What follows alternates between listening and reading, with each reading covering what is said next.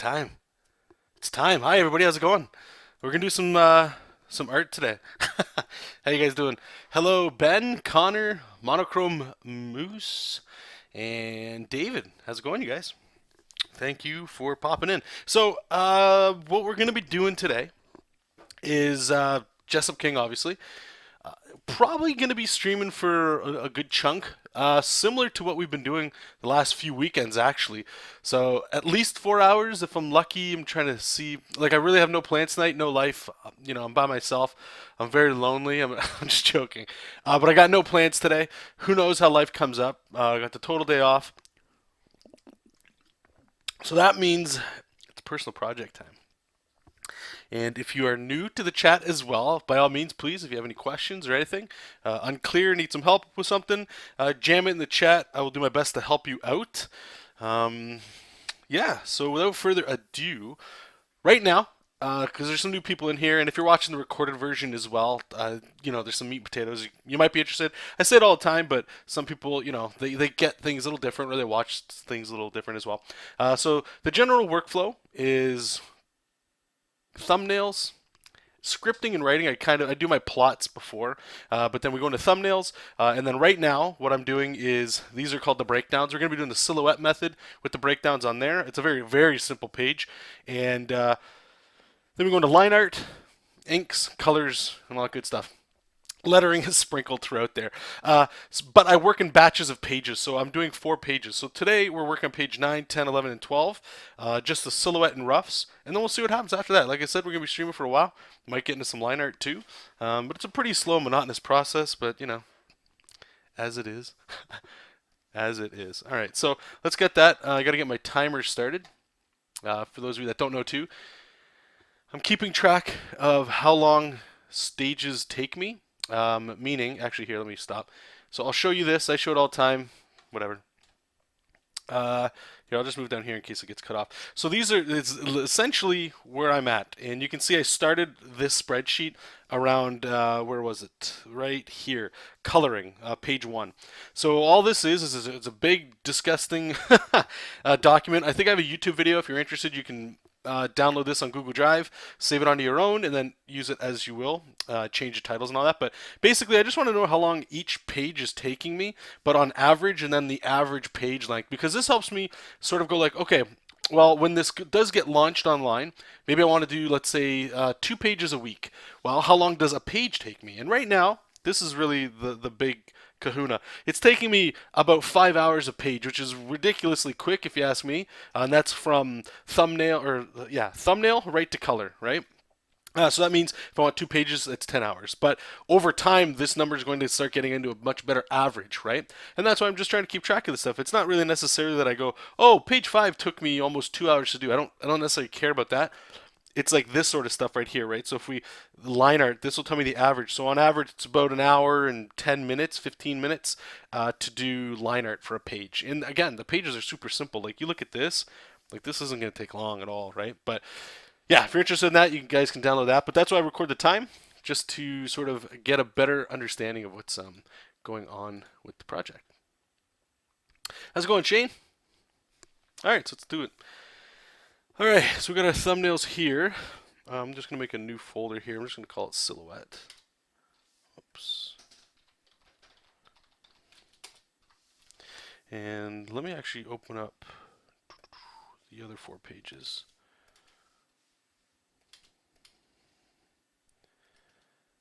So we got 9, 10, 11, and 12. Since we're going to be working on all these anyway. Oh, easy, Jessup.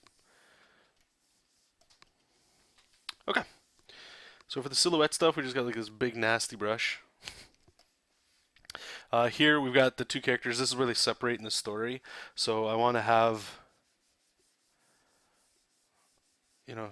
show that separation. And the silhouette, by the way, is really just for quick placement. I find it's much, I don't know, I enjoy it anyway, compared to,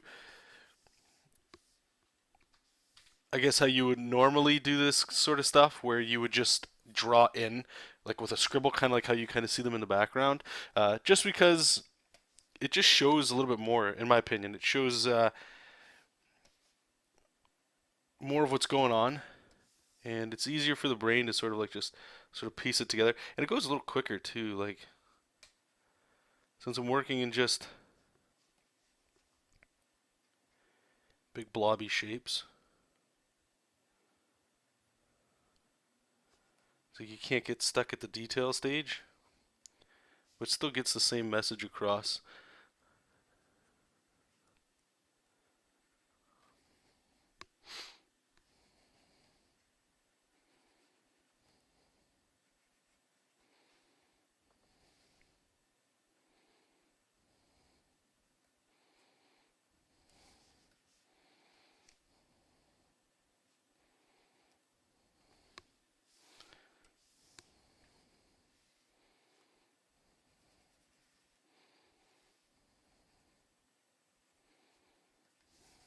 Just up in the background there. Also forgot we got to put a ship back there too.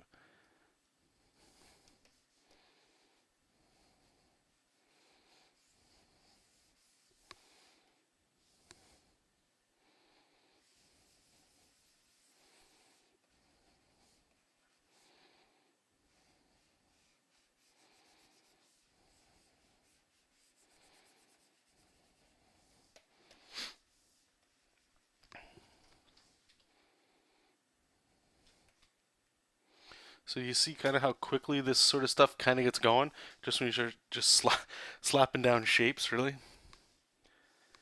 Actually, we maybe make just a little smaller here. And Momo will go like a, I don't know, darkish gray or something. I want her to just be right in the foreground. She's got to look super upset here.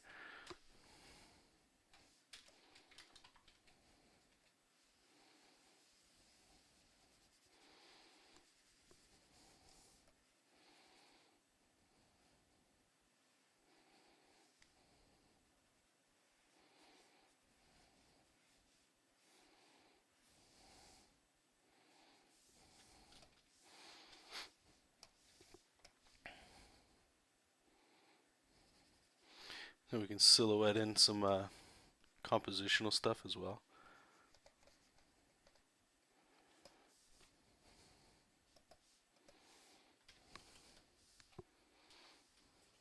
How's it going, Stopsticks? What do we got here? Fresh page. Yeah, we're going to just be plowing through this stuff. It's going actually a lot quicker. I just had an awesome conversation with a good friend of mine, Andrew. I talked about him on the stream before. I went and grabbed some coffee last night, as you do. And I was just bouncing the idea off him, just where the story's going and stuff. He's a tremendous guy.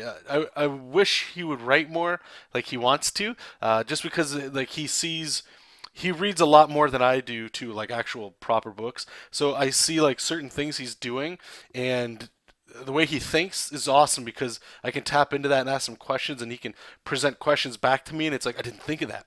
So I had a really great talk with him, and it was great. It was just a lot more reassuring of just going forward with what like the decision to like just keep going with where I am with this. And no, it was a great thing to do last night. Hey Ben, John, you're lucky to have such a tame chat over on Twitch. This would be Kappa all the time. There's nothing wrong with Kappa, man. I just noticed down the street there there's actually a cafe here called Kappa Cafe. I was thinking of checking it out. I don't know. And the Twitch thing actually, I've been hearing like not that I've been hearing, but you know, it's something that's always on my mind. Like if that's a place to check out, I don't know. We tried Twitch before, but the audience isn't the same. And it's I would have to start making some actual what's it called? A decision to move over there and build up an audience again. Asking you guys to come over and stuff is great, but you know, there's just so much already going on over there. Okay, why is that?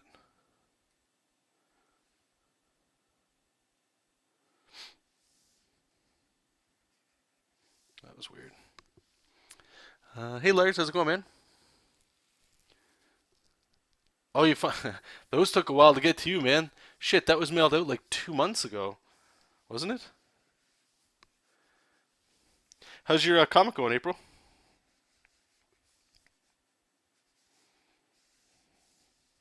I'm not sure about this stuff over on the side here. We'll see. I get some mountains and stuff back here. So you guys see what I'm doing here? Just using like these stupid shapes. How quickly your mind's eye hopefully can sort of see this stuff coming together. Um, for me anyway, I've noticed that it's definitely speeds things along. Um, and it's easy to just sort of see bigger picture stuff as opposed to just doing this, like noodling it together, because you get, I don't know, I tend to get something like this where you're kind of scribbling in an idea as opposed to just putting a blob down. um, I know I keep asking you guys to try it out. It's like I'm trying to sell you something. Hey buddy. Hi. You can have a nap.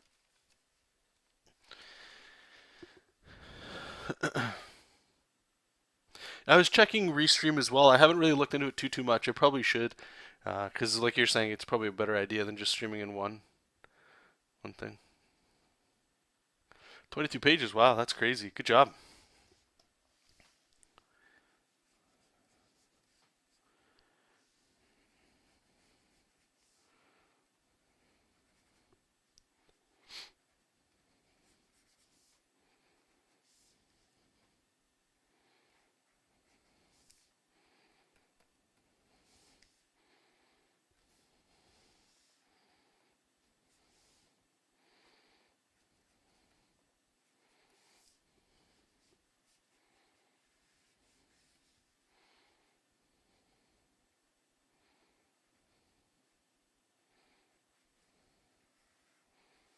Want Mobo to look a little upset here.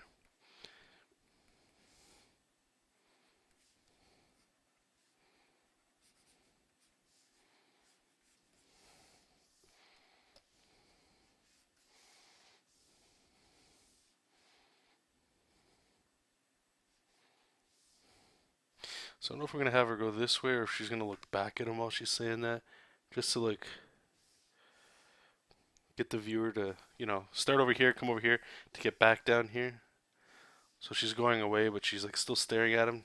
Can help bring the eyes. We can figure out all this stuff later. That's cool.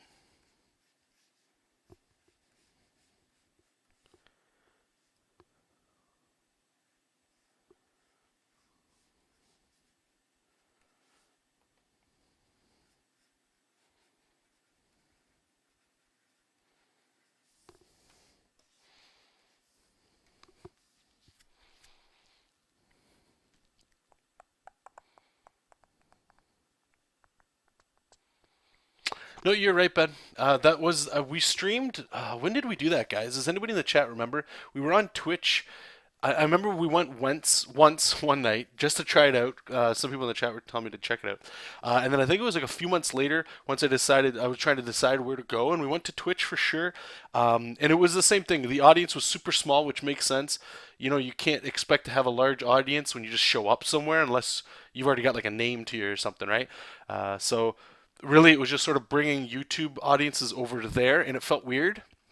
And like you're saying, when I was streaming normally through there as well, there the creative section is super small, and I'll go there from time to time and click comics. And usually there's like one or two people I've found that are streaming. Sometimes you get a little bit more, and it's a different vibe altogether.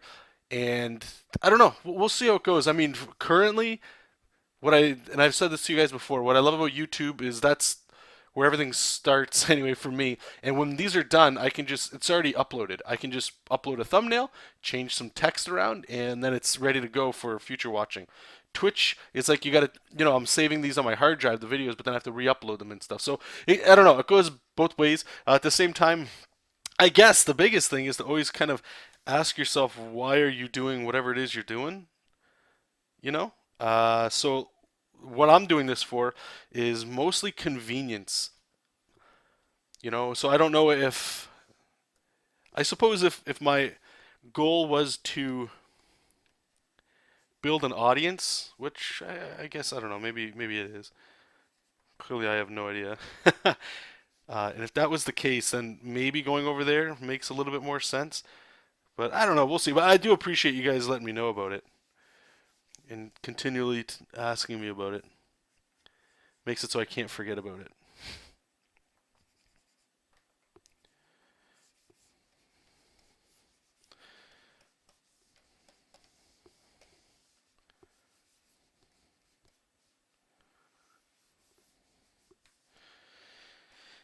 All right, that panel's done.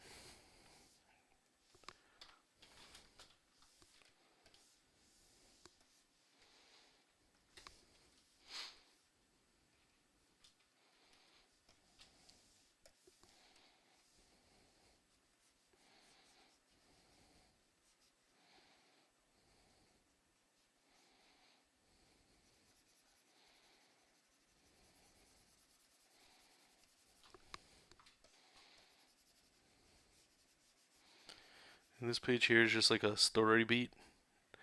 Um, and I'm using that method where everything goes fades to black kind of thing. It's really cool. I don't know. I've always dug it when I saw, I don't know if it was Hellboy or Sin City. Just seeing it there was, I don't know, it just felt really cool. It felt different, you know? And it sometimes it can work really well. Like it speaks louder than drawing each panel, you know? So it's fading. Basically, she's leaving, they're having a fight. She's saying you don't care about helping, like you're not even a friend anymore. So if you notice what I'm doing with the panels as well, let me just turn everything off so you can kind of see where we started. So if you notice with the panels, what we're doing, let me turn that off. So they have the fight, right? It's like a normal regular panel, and then it gets smaller as it pulls away, and it gets even more smaller, so you just see her by herself. And then this last panel is like this whole bottom is in black, and it's just she's white in this space, and it's nothing new. But hopefully, the feeling you get is like it's loneliness and by yourself, you know, like secluded, removed kind of thing. And all I did with the let me just lower the opacity here. With the panels is I changed them up a little bit to stagger them a little bit more and to get them a little bit more condensed to hopefully highlight that feeling of being alone. So here I can also put the sag in one right in the background. It's like a super simple shape, but if you notice, what we're doing is you're seeing the ship, and then it gets really small, so she's left quite a bit, and then we can. It's basically showing them just separating, and I'm trying to highlight that as best as I can.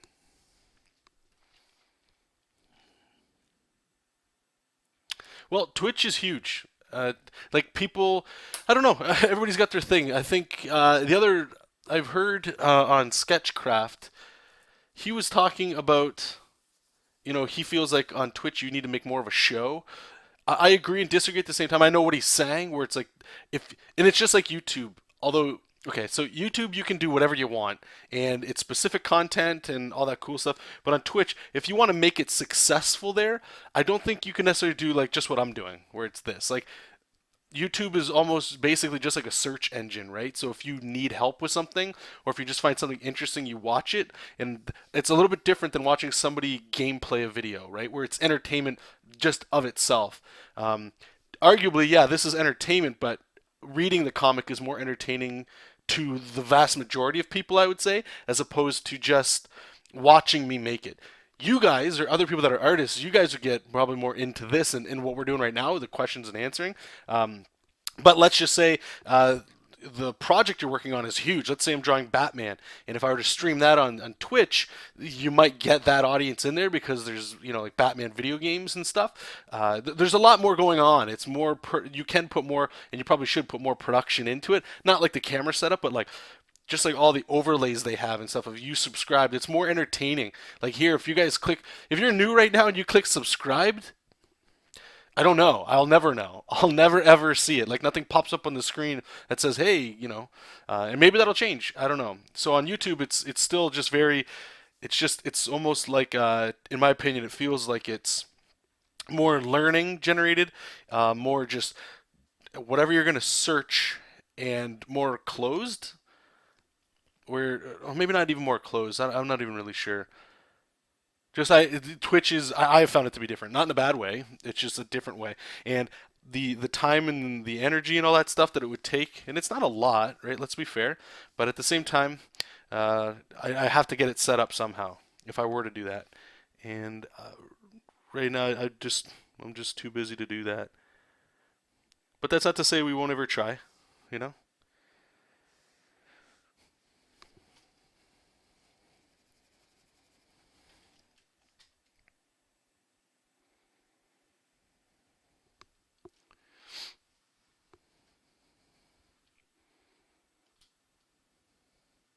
Oh, thanks, David. Hey, Davon, how's it going? Doing pretty well. Just wanted to finish this month. Sweet.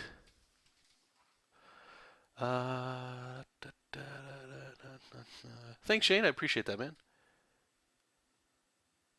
Davon, if you got a link and you want to share your comic, post it in the chat below. Or can you guys post links? Here. If you can't post your link, Davon, just tell me what the name of your comic is on Tapastic, and I'll post it for everybody.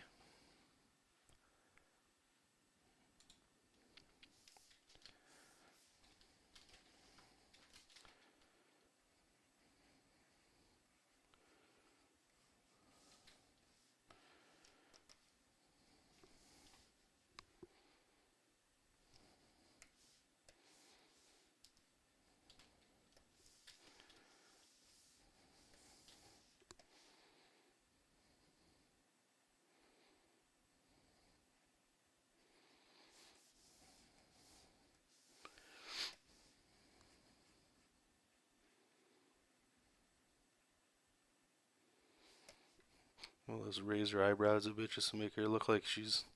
Now that she's away, she's feeling sad, you know? Start off angry. She's going to look for the stuff if Jessup's not going to do it. And then here she's just saying, like, you care. Just make her feel a little bit more sad here. And maybe I can just. You know what? We're gonna do it. If you guys notice, like on Disney cartoons, it's something I've always saw, or I became aware of it when I was in an animation course for college. I never even really noticed, but like in Disney cartoons, animals, especially animals, dogs, they always look like they've got eyebrows moving and stuff, right? Like that movement. But horses, I could be wrong. I'm pretty sure they don't. Yet every cartoon, people draw them in there because they're expressive, right? Like my eyes can stay this, but if they curve your anger, they move way up, right? So what we were taught to think about is like, okay, so what else couldn't you do that wouldn't normally have that thing, that ability to do so? What can you incorporate in a design to have that? So for her, she's got eyebrows, but also has this crown. And I know I'm not taking this comic super seriously at all. So what I'm going to do is I'm just tilting the crown down, and hopefully it makes it feel more mopey. You know, like here, I might be able to like make it look a little bit more exaggerated. But here, if I can help that, it just makes it droop. It wouldn't make sense; it would fall off, but it might help give that feeling. And if we can do that, then I think we're doing all right.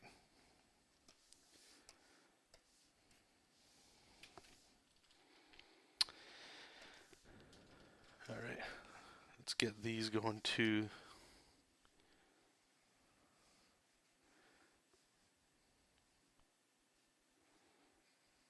I don't even know what these are. I started drawing them in one of the panels.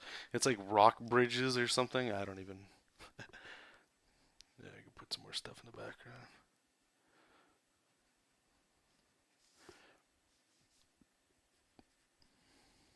I don't want to make it too busy, but.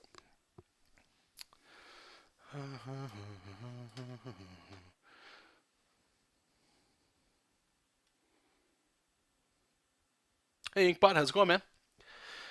So your message was retracted, Avon. Did you post the link there, bud? Ben, are there any illustrators on YouTube that you watch and keep up with? Yes and no. I mean, I usually use YouTube just for like a TV, but for actual art, Kevin Cross, I watch. You know, not all the time, but sometimes there's some stuff that he's posting, especially with the 100 Days of Making Comics. Who else? Sketchcraft ish. Usually, I don't really. It's like the same with what I know a lot of people do with my channel. I'm uploading like long videos. Most people don't watch that stuff, so I watch specific things now. If he's live, I might catch in to see what he's doing and go from there. Trying to think. What other artists? There's the manga artist. I forget his name. Yaku something, I think it is. Give me a second. It'll be up on my feed here. I'll post it in the link for you guys. He usually posts or streams like every day.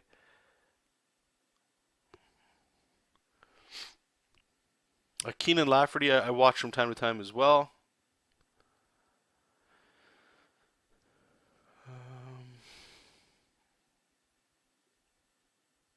And a lot of the artists that I really like, I wish they would stream more, but they're busy making stuff, right? So I don't know. He was streaming earlier today.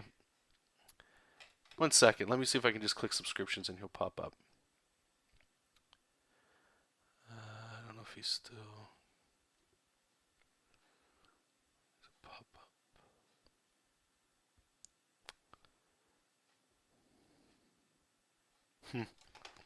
Okay, give me 1 second here.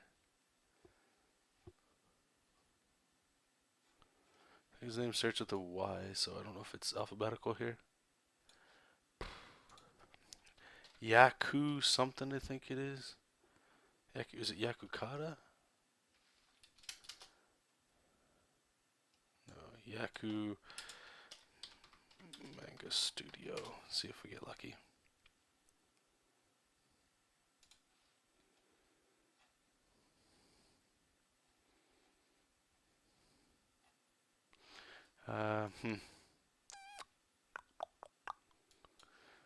No, where are you? Alright, I'm just going to type in Manga Studio tutorial. Manga Studio Art. Let's see what pops up. I found this guy way back in the day when we were using Manga Studio 4. And I've been unhooked ever since. The guy has a really, not unique necessarily, style of drawing, but the way he draws is, I think it's absolutely beautiful. I think he's one of the best artists I've really ever seen using digital stuff, personally. But I know it's manga, so not everybody's gonna dig it. Jeez. I love when you have to. That's a problem with speaking a different language. I can't. I can never remember his name. All right. One last thing, and I'll get back to drawing here. Evernote. Let's log into there. I know I have it saved in there. I just want to hook you guys up with the link so you guys can check it out. You guys have probably seen him, and if you haven't, I mean, I hope you dig it. Yaku. I keep saying Yaku, but I don't know if it is. No, it's not. Kata artist. Watch, I'm just gonna butcher it. Where is he? Hamada Yoshikazu. Hamada. That's why I kept screwing it up. Okay, let's try that. Hamada.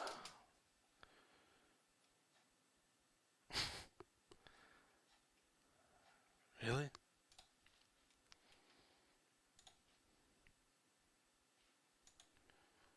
Nope, that's not his name. His name is Yoshikazu. Yeah, no, oh, I had it backwards. Yoshikazu Hamada. All right, so this link should go to his site.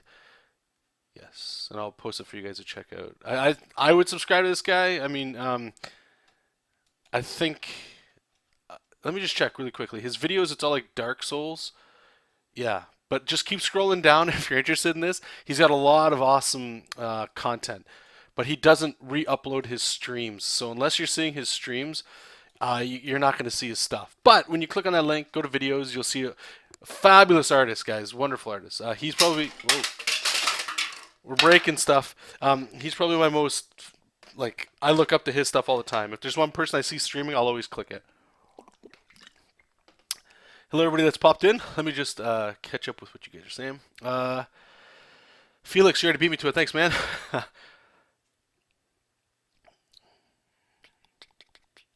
Monochrome, I just bought a painting app called Rebel, is that it? Which is realistic watercolor brushes because I want to make comics paint with watercolor. Oh, okay, cool, man. I'll have to check that out. Lars, there's something wrong with my connection, so I had to go back and listen to an answer, but to me it sounds like YouTube over Twitch. So far for me, I mean, not one's better than the other. I'm just used to YouTube. Twitch, I have to learn it, so I don't want to. I don't know which one's better. I'm not sure. it's convenient for me to use YouTube, so that's why we're sticking with that. It's called Unlock the Knight's Code, not just Unlocked. Don't know which one. Okay, let me search for that real quick.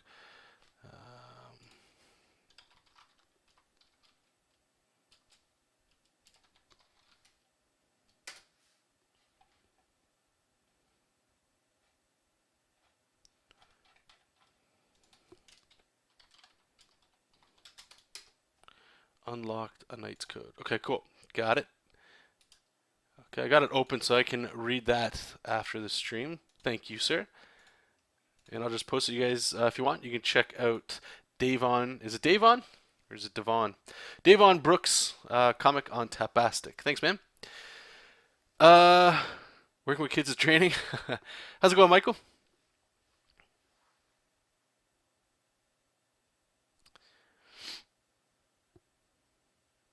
I wish I could stream more too. Uh,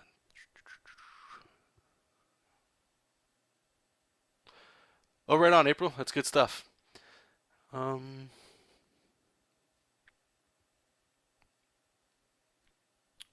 as far as manga and anime goes, have you seen JoJo's Bizarre Adventure? I have. I don't like it. I bought the first manga. I haven't seen anime. I have to really start looking into watching some anime.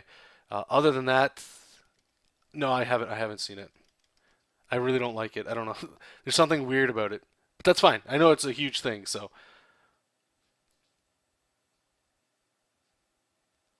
yeah, he built. Yeah, Mr. Hamada. That's his last name, or however the hell it goes. I'm just butchering it.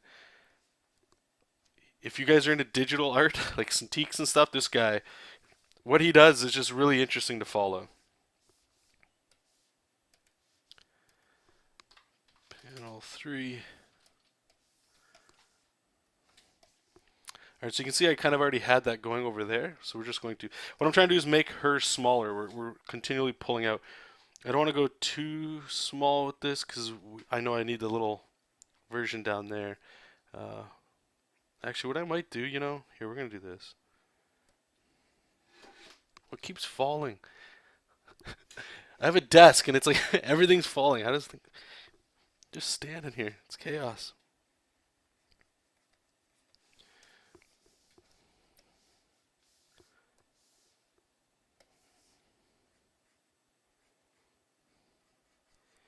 Maybe she can just keep looking further down. And we can get it really drooping.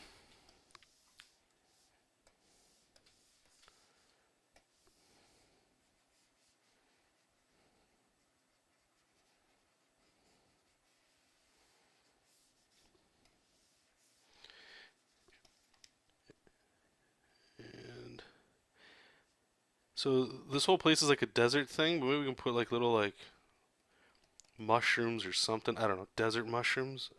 What I'm trying to do here is show that it's a different scene. Like she ends up walking, I think it's something like 5 kilometers or something like that away. So if I can show just a little bit of different scene here just before we go into like she's by herself, then I think we got a winner.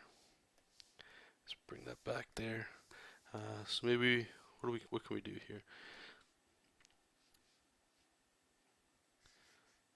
So this is actually, if you guys have read Framed Ink, we can actually do something here to make her feel maybe like she's, you know, closed in. So maybe what we can do here, let's try to think here. Put some of these rocks in the distance, but to kind of make it feel like maybe she's going in, not into a cave, but well, maybe let's make that a little bigger. Maybe a little bit of a cave. We can kind of put like the jaggy shapes in there.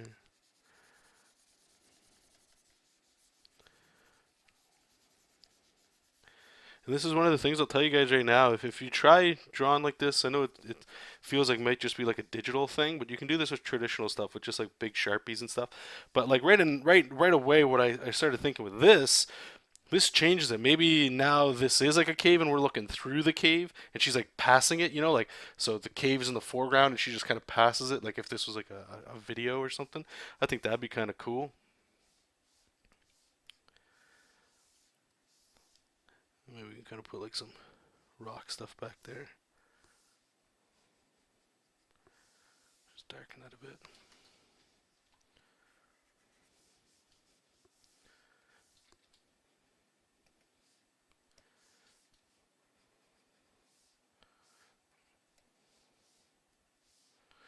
So I don't know. We'll see. How's this going? Bang bang. So in panel 2, I just need to make her a little bit bigger.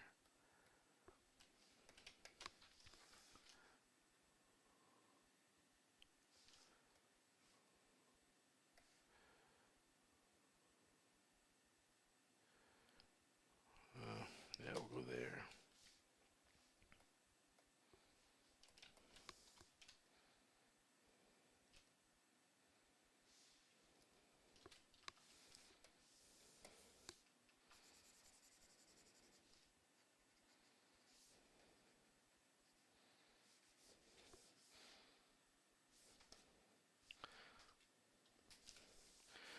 Okay, so we got that. Bring it down. Then we'll go to panel 4. And now with this one, we can go like make her super small.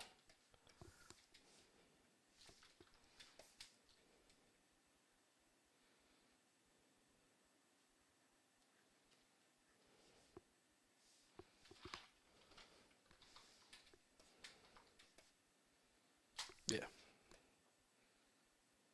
Cool. And again, this is obviously a super simple page here. So save it up. So that's really from here, I would go right into line art. There's nothing complicated. There's a lot of organic shapes in there. Maybe I should, just before I do that, I'm just going to do one quick pass. I don't want to screw myself and just skip steps here. This sort of workflow, for sure, would be a little bit different if you're working with, like, let's say superheroes. But it's not too crazy because you theoretically should be able to break everything down into really primitive shapes, you know? So I'm just kind of getting the rock formation here so when we get to drawing it, it's not, we have to figure out the shape of stuff. All right, so everything's going that way. Let's go to panel 3 here. So if we want to kind of have everything come in that way, maybe we can do this sort of thing.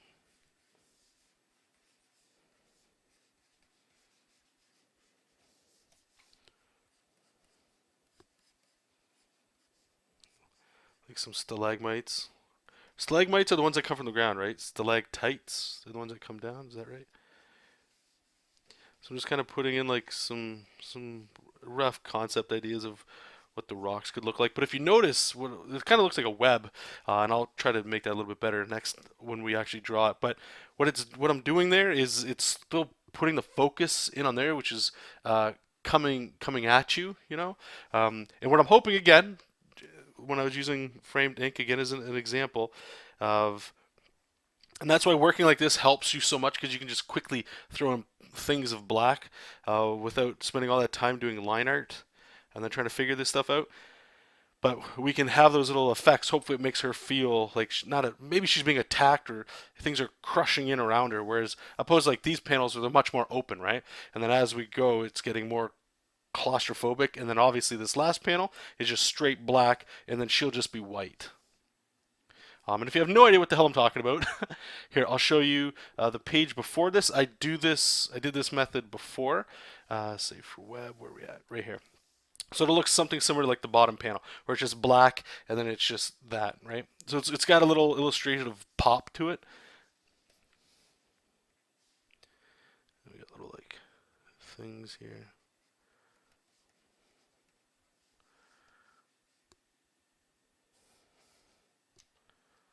Cool. Okay, so that one's done. Let me just catch up with you guys. Actually, before we do that, timer stop. So that took a half hour to do. So let's punch that in. Page 9.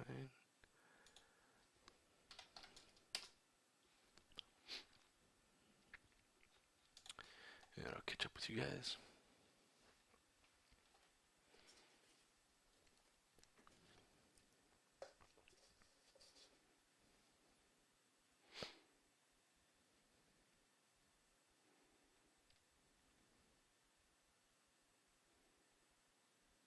Okay, Ben. Maybe I will. I don't know. Maybe I'll hardcore it and try to like figure, see if I can pick them up. Are you gonna stream April? Awesome.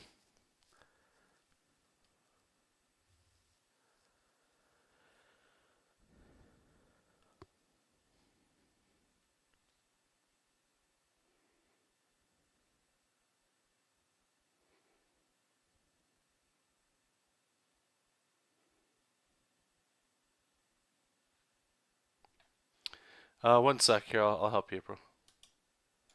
Yeah, for whatever reason you guys can't post. Actually, you know what you can do? Everybody that's trying to, I'm gonna post a link for you there. But if you guys are trying to post links, all you have to do is pretty much whatever the URL is when you're copying and pasting it in, just put like a space somewhere in there, right? So like if it's www.youtube.com, just put www space dot youtube space dot space com. That way it doesn't know that it's a URL that you're putting in. It's a really lame way to just get around that stuff. There you go. And April is my niece for those, or sorry, Stop Sticks. Her name's April. She's my niece. So keeping that art blood in the family. Okay. Let's get a chair here.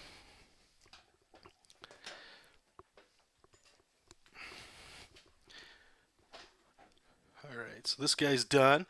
Let's go to the next page here. And all the text we've already got in there. I like putting it in there. That way, I don't have to jump back and forth between looking at a script. I've already got it. Drop it in. And it gives me more of a better idea of like how to. So this is something I don't think enough people maybe take into account, okay? So when you're doing your thumbnails or whatever, if you have a script, however you're getting your ideas, maybe you're just drawing it, right? And I was actually talking about this with my friend yesterday, is that, and I believe this for a while, I don't anymore, but when a lot of us are learning to draw comics, we always ask, what anatomy books do I need to look at? What artist should I look at to become a better comic book artist because I want to do comics, blah blah blah.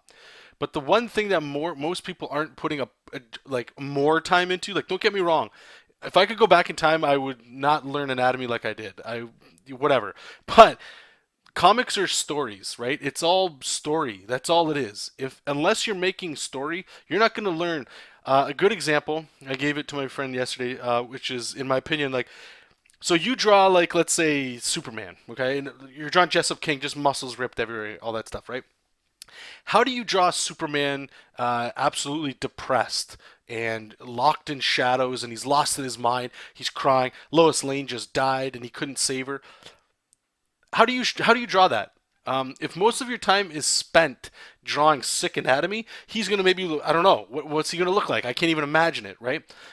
Drawing faces and emotion. Usually in anatomy books anyway, they just show you the proportions. They don't show you how to draw somebody crying, right? Or if they do, it's a really weird looking normal face with just weird eyebrows, and like it's odd. And I find a lot of especially big two books, not all, I'm not going to blanket cover stuff, but a lot of books, myself included, it's something I definitely want to get better at, is that story element. How are you telling the story? It's the book. That's the single most important thing. And if there's one thing you guys get out of even popping in today, thank you. If there's one thing that you get away is, please spend more of your time learning how to tell a story if you want to be a comic book artist. You don't have to study anatomy as much as you think.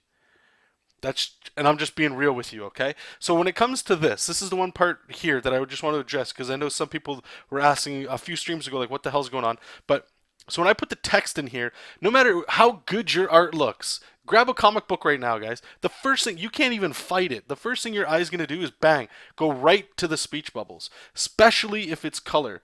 And the reason for that is it's black and white. It's in complete contrast to what's behind it, the artwork. The speech balloons are literally in front of the color. That means they need to grab your attention. They're almost more important than the art in a lot of ways. So when you're doing your comic books, you got to know, or at least have an idea of where your text is going to be. To just completely ignore that, you're wasting time, as well as you're hurting yourself, because if a letterer is going to put it, or if you're lettering over top of it, you might have to fight to figure out where to put your speech balloons.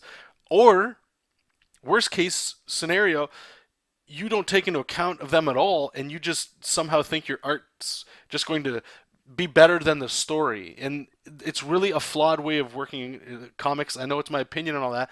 So what I would recommend you guys do is at least have ideas. Like if you look at my thumbnails, you can see I have little like scribbles of where they would be. What this does is when you see it without the artwork, right? This is I'm trying anyway, the composition of a comic book page, right? So hopefully it starts here, literally top left. The confusion might go over here. I'm hoping it doesn't. So the artwork has to, and this is the whole point here. The artwork has to help you get from here to here to here to do this action. Okay, that's like I can't fight it. I can choose where these speech balloons go. Maybe I can move this one up here or something. But no matter what I do, the artwork has to help move us the story around. It's the only way you're going to get clarity with this stuff, okay?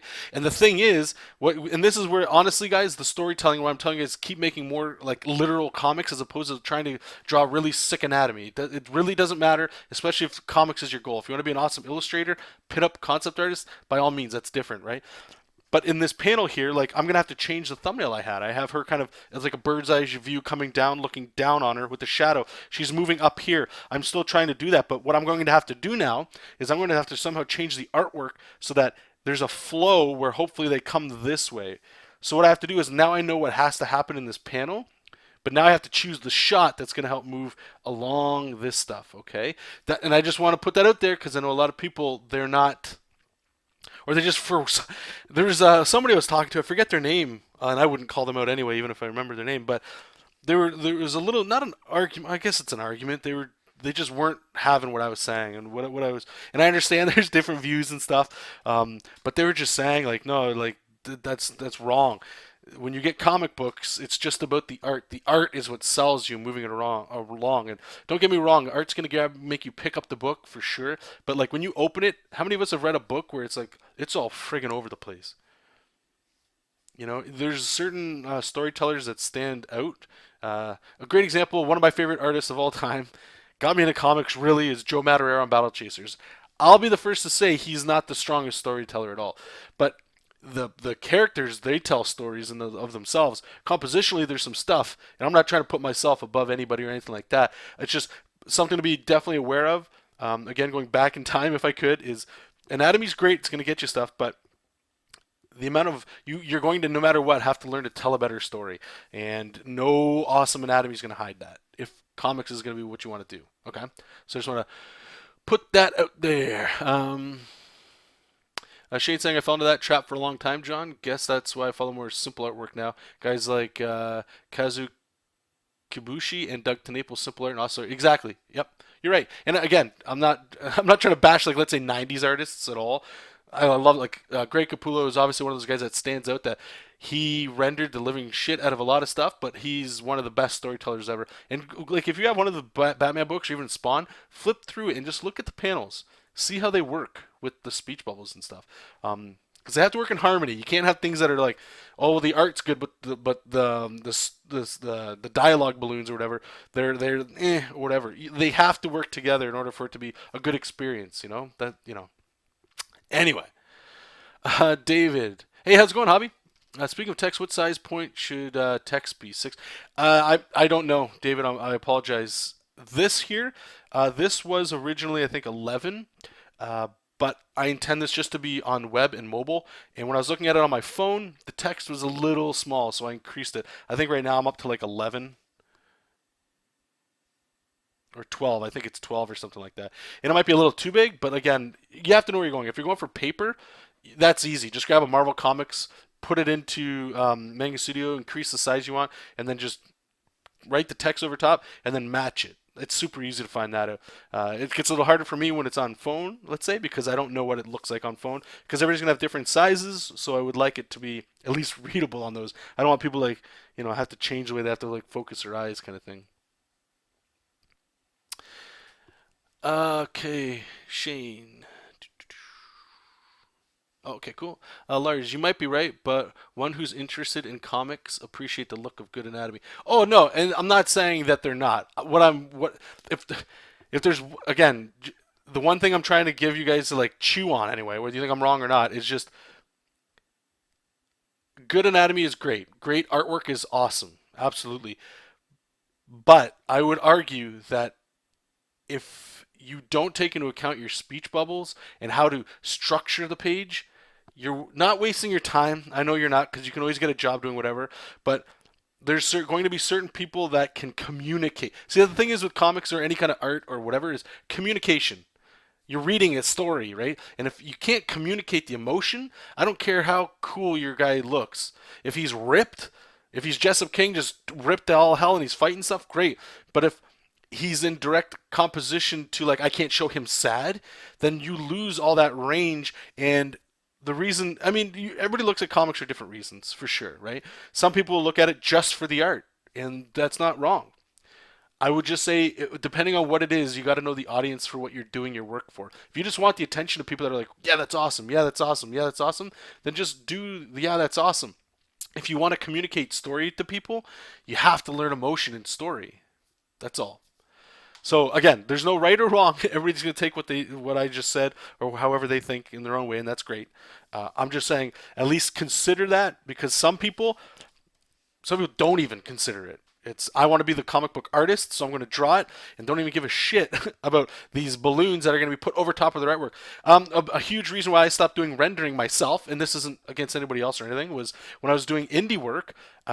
Most of the coloring was, in my opinion, wasn't that good, and so when people would color over my work, or even when I would start coloring over my own work, a lot of the rendering gets lost. It looks cool in black and white, but you can't see it. So I'm like, why am I putting the time in there? I'm not a good enough colorist, and I haven't worked with a good enough colorist to highlight that stuff. And I would get comments from people saying like they don't know what the hell's going on. So I was masking bad storytelling with shadows and rendering. That's exactly what it was. So when you would look at it, you might go, "Wow, that's really well drawn." Right? And you wouldn't even think about what's going on, but underlining the people that actually would get you work or people that would look at your stuff, they would look at it and go like, I don't know what, it's cool, but I don't know what the hell I'm looking at. So for me anyway, personally, and this isn't a judgment on anybody that wants to draw in any way they want, I've just stripped it all back and I'm just going simple so that it's clear as possible so that I can have, again, the whole point of this project. And I don't. This almost seems like I'm trying to defend things. I don't want it to come across like that.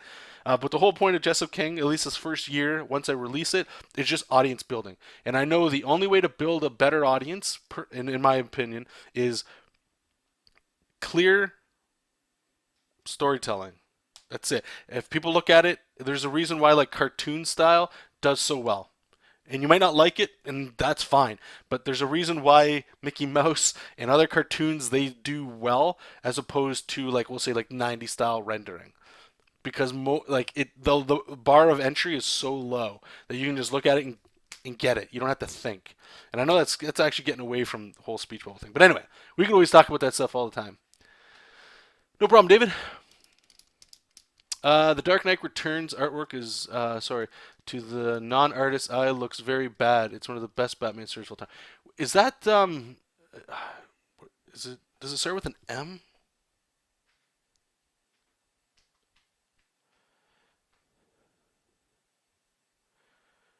It's not Marchulo or Mazzarello or something like that.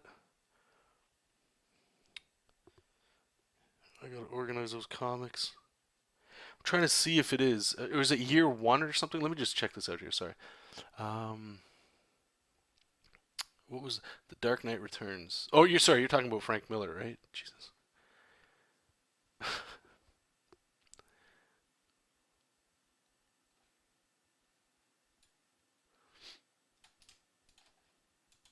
Let me just check Ben's little thing here.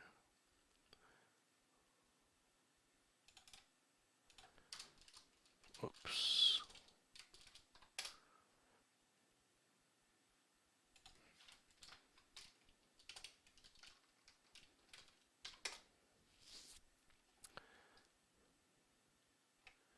Yeah. Oh, exactly. Okay. That's a pretty good example. I mean, there's so many different examples, but yes, absolutely. What's it called? Year one, but okay, so year one, in my opinion, when I first got it, I was like, eh. The more I looked at it, I like it's beautiful. There's zero confusion or whatever. But anyway, I know that's getting a whole other thing, and I don't mean to go into whatever. I just wanted people, for those listening and those that don't think about it, I just wanted to bring up the speech bubble thing to just include it because let's be honest, you're doing a comic book for frick's sake. Don't be like me back in the day where it was like, okay, that's a script. This is what I have to draw. Make it creative. That's fine. Get ways to move it around. Just please hear me out. Again, one thing you take away from this is if you know there's speech bubbles, include them in your layouts. When a letterer gets them, they might just do their own thing. That's fine, but at least play it safe and have an idea of where they are. If you don't, you're actually handicapping yourself into making a better comic page. And this is where it'll get a little different, but for me anyway, when you're making comics, it's not for me, it's for an audience to consume and say it's good or bad, I don't care. But I need to, it's my job as an artist, even when I'm on a team, is I have to produce the artwork that's going to help the story. And the story is presented in two ways. One, with literal words. Two, with the picture that's there.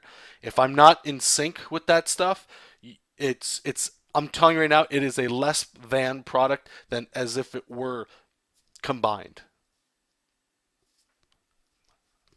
Anyway, oh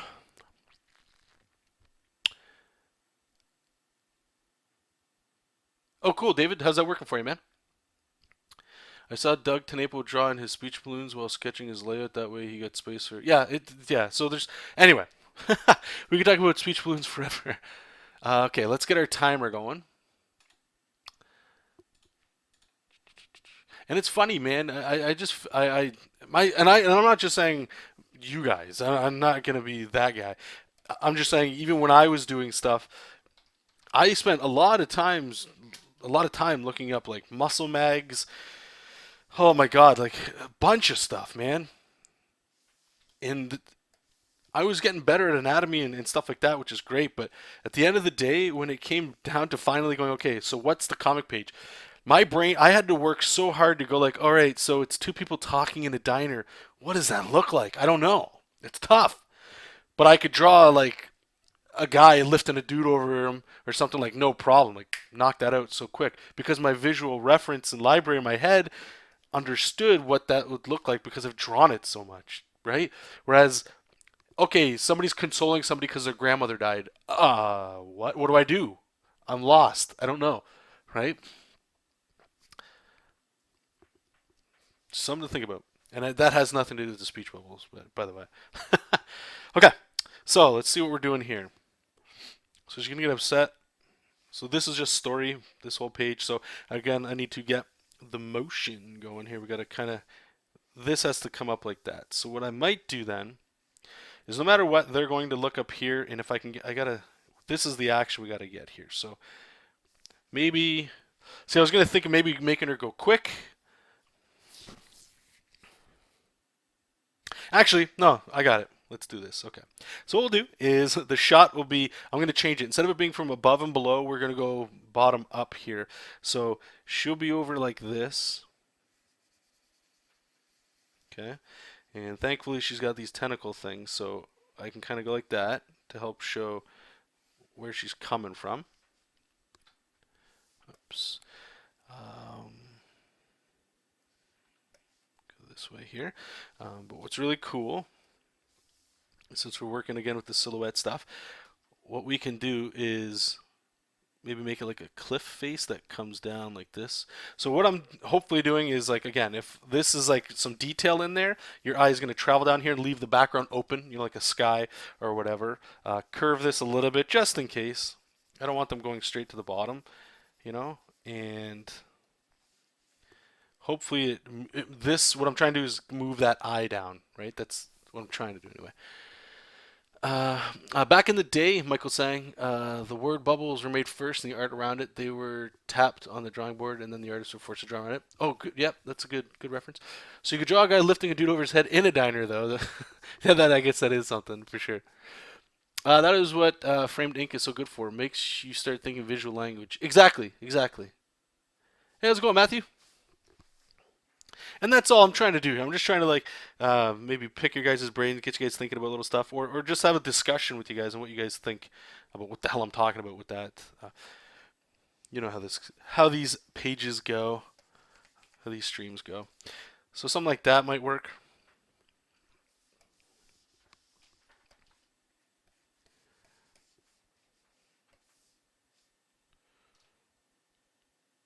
Because the thing is, like, yeah, my first intent is to have her like jumping off that, but that's two actions in one panel, so it's not going to read well. And I don't want to have like the little, or maybe I do. I don't even know if the artwork needs it. Whoops. If it's just like that.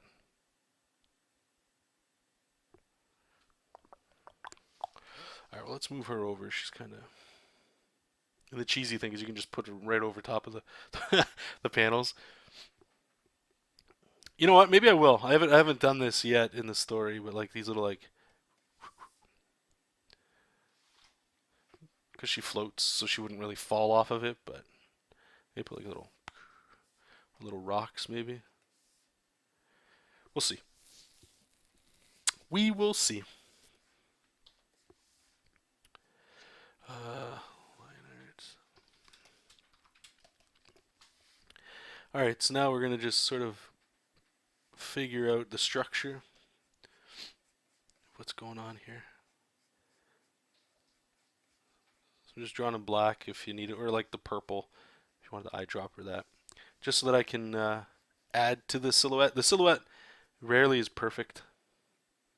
It's just to get your brain thinking. That's all. So here's where the eyes would be, right? So we need her looking that way. I'm just gonna put that there just to make sure. Actually, we can also put the crown. That'll help. And I always love these scenes where it's like a character by themselves and they're like talking. Who talks themselves? It's usually in your head or something like that going on, right? But let's get her lips kind of talking out loud here. And we'll get her like eyebrows. Still looking kind of like whatever. And from here we can. How do these go? I forget. It's 1, 2, 3, 4, 5, 6. So she got two tentacles right in the front. These would be like the hands. And there's two in the back. These are the legs. And then I guess these would be like additional arms on the side.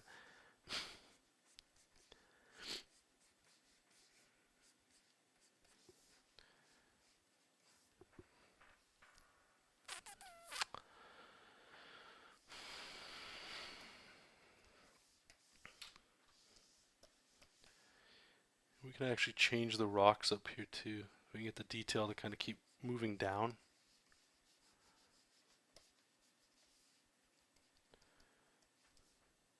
We want the angle looking up, right? So these things have to go like this. Just need to see under stuff. So these all have to change.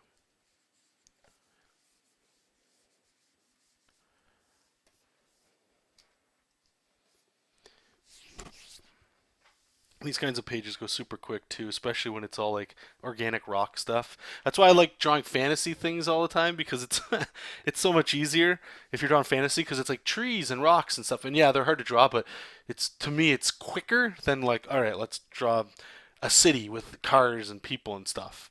So, I don't know.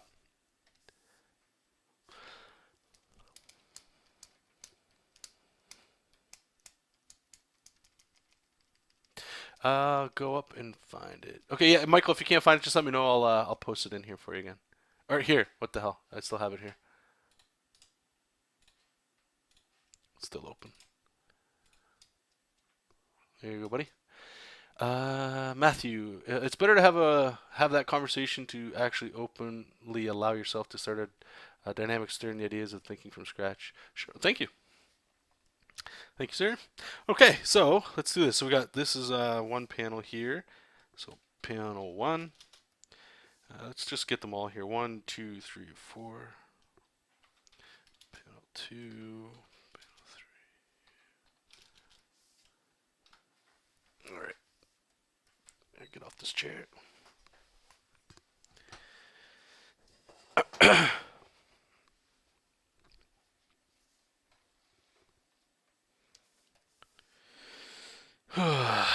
And what I've been thinking too, I had yesterday with my little coffee buddy there, my coffee buddy. We were going back and forth on like, today I'm going to try, if not today, tomorrow for sure, figure out the launch game plan, like what I'm trying to do, like when the things will come out. But what I'm planning on doing anyway is the first cliffhanger, I suppose, that happens in the story is page 16, I believe it is. So what I intend on doing is once I post this on like Tapastic, Webtoons, um, Tumblr.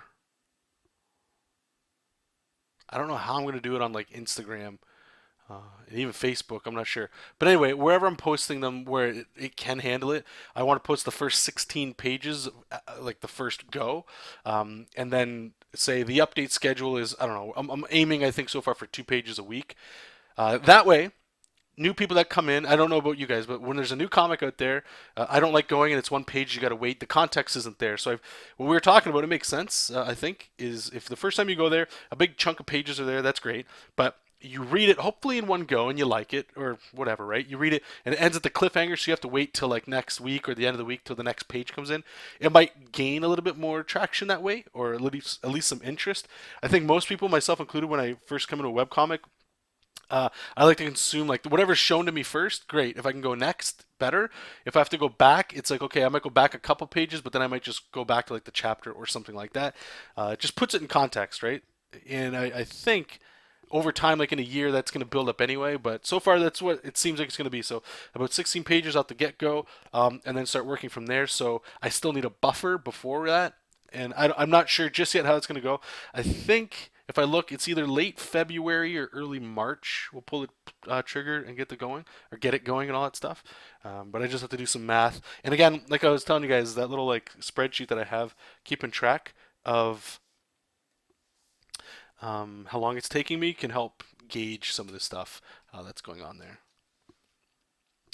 Okay, so we got her coming up here, and then now she's still kind of thinking. Uh,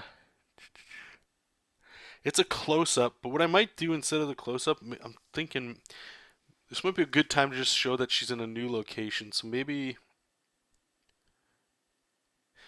here we'll do like that top. Nah, it doesn't really show it that well.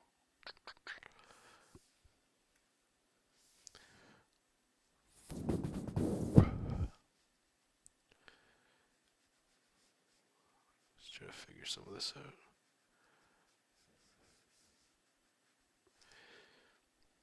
Maybe the rocks just look like spikes. Foreshadow that danger coming up kind of stuff.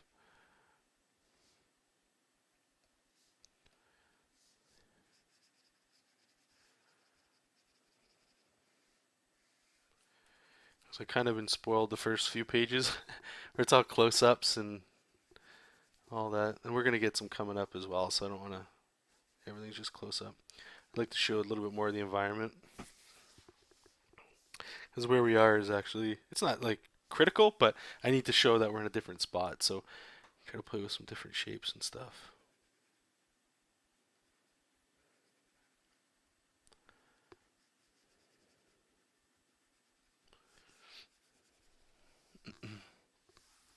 Oh, who's that? No.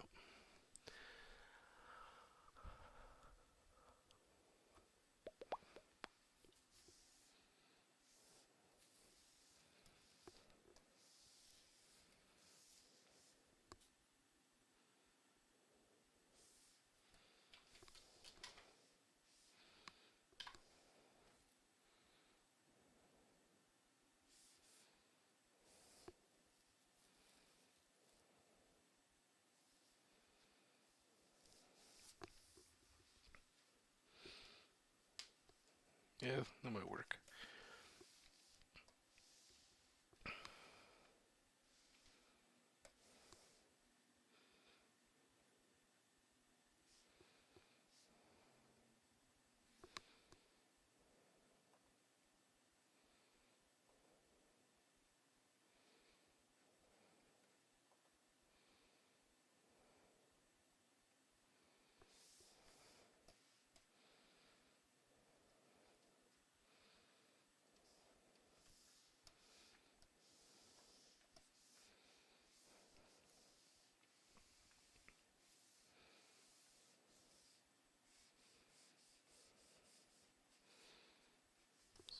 Put a quick perspective grid.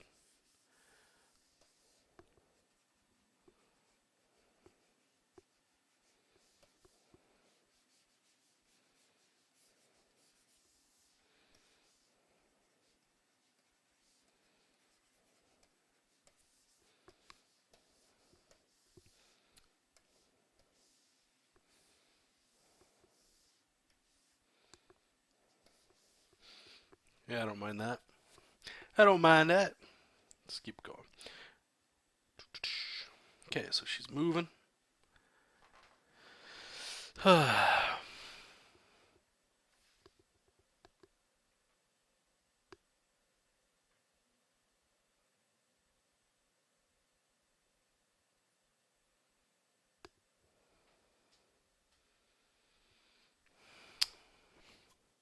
So this Tapastic, a pretty good place to show off comics. Uh, Tapastic, Webtoons, I think is even more so. Tapastic seems like a little bit slower. Like you can post a page. I find that the Webtoons one, they not I don't know what the best answer is, but they seem the comics that have like panel to panel to panel because it's formatted for a phone. It's not necessarily just for web, right?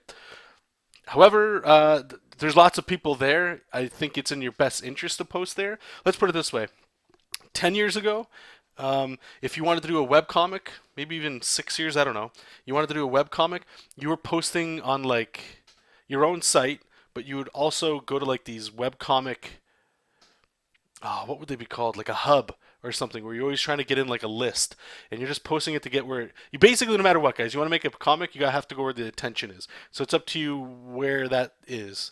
I would recommend checking them out. It's free. You don't got to pay anything. You can get revenue from it too, so it's great. I've seen some people, you go to like theircomic.com and it just forwards them to like a Tapastic or a Webtoons or a Tumblr page. I believe Jessup King I'm going to put on Tumblr as well as like the main site. I've seen some cool people doing stuff there too. But I would check it out. I think there's zero thing wrong with it. I'd also download the app. It's for free. You can check online, right? You can check to see what it's like. You might dig it too, right? So yeah, I would check it out. So far, from what I've seen, I like it. I think it's pretty cool.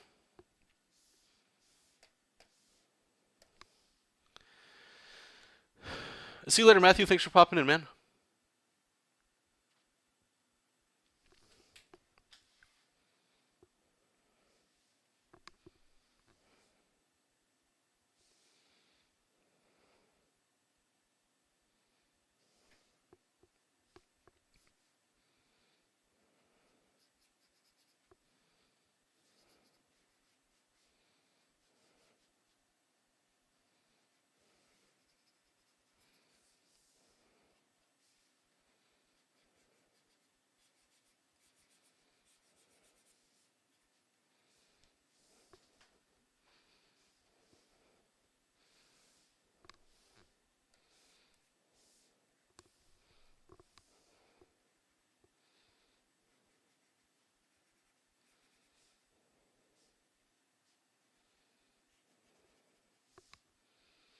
These panels are looking kind of similar.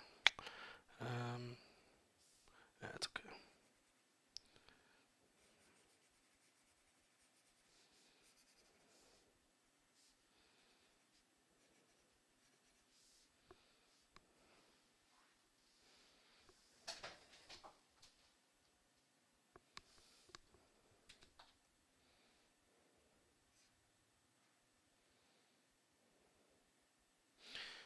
Actually, let's do that.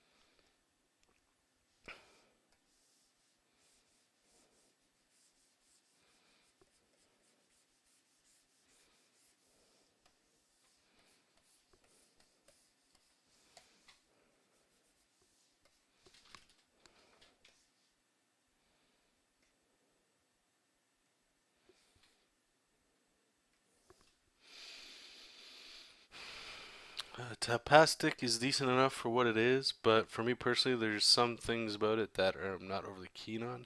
For one, I don't like the infinite scroll format. I've tried reading comics that use it, but I don't like it. Call me old-fashioned, but I like the aesthetics of a comic page. Yeah, you're not alone on that. There's we had a stream. I don't think you were in there, Ink, talking about that, going back and forth. Some people didn't understand it. Uh, Personally, I didn't like it until I saw there's certain comics I was reading that I was like, I don't mind. Now I love it. I actually enjoy it more than the page on the phone. Uh, in saying that, it depends on the page too. Like I find if a page, let's say a Marvel page on my phone, there's too much going on, and if it goes into just each panel and moves, like on Comixology, I hate it. I don't like that. Again, it's working with the format you're on, right? So if a comic book is one thing, but comics, it's that medium of story and art that go together. No matter where it is in the format, it has to work better for that. So what Ink's saying, I can't call it wrong at all. If you don't like that format, that's cool. There's some people that don't like comic books; they prefer graphic novels. Some people they just like strips. They don't like reading comic books, right? So it goes back and forth. But yeah, I'm glad there's people that don't like it, and I'm glad there's people that do like it because it keeps it diverse and it keeps it growing, right?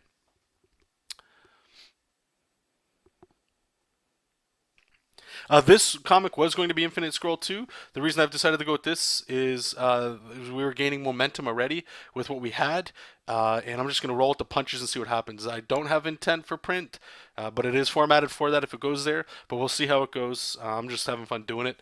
I do believe, honestly, deep down in my soul, there's a part of me that keeps pulling on it, but like making something that's Infinite Scroll now because I do think, at least in North America, I'm not in the circles of the younger audience, so I don't know how they're. I would have to imagine, like, let's be honest, guys, this has more attention for most people than anything else in their life. That's including TV, video games, movies, books. On average, this, right? And if you're younger, I can guarantee this in tablets is insane. So if that's where the audience is, make something for that if you're into it, right? And again, something keeps pulling on my shoulder, going like, make something that's super simple that not the same workflow. Maybe I just do like what I'm doing now, and I just grab the inking tool and ink it right on there, and make it something stupid and fun and simple, and get in on it while it's there, because I do think it's gonna explode. I don't know when. Maybe it already is exploding. I'm not sure.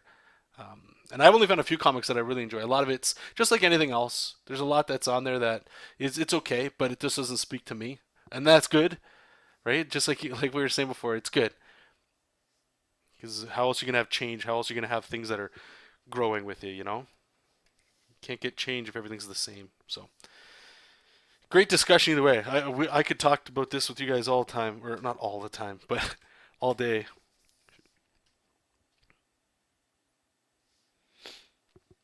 All right, so Momo's gonna be casting. I think what was it, an electrical spell?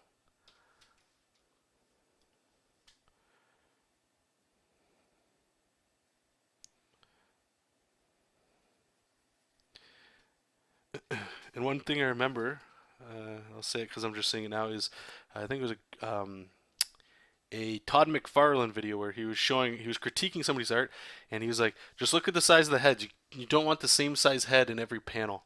So what I'm doing now is if you look at this, these three panels are like the same. So I'm going to go back to panel 2 here. I'm going to make her bigger. Oops. Panel 3. Because she looks almost the same size as this one. Let's go back to panel 1. Just going to shrink her up a bit. There. Just looks better already. So as for this one, well, I don't want her that big. We'll figure it out. It's got to be somewhere in between these two. 1, 2, 3. Really, all I got left is like a close up, eh? Damn. Maybe we can. Let's try this. Let's try like an extreme close up.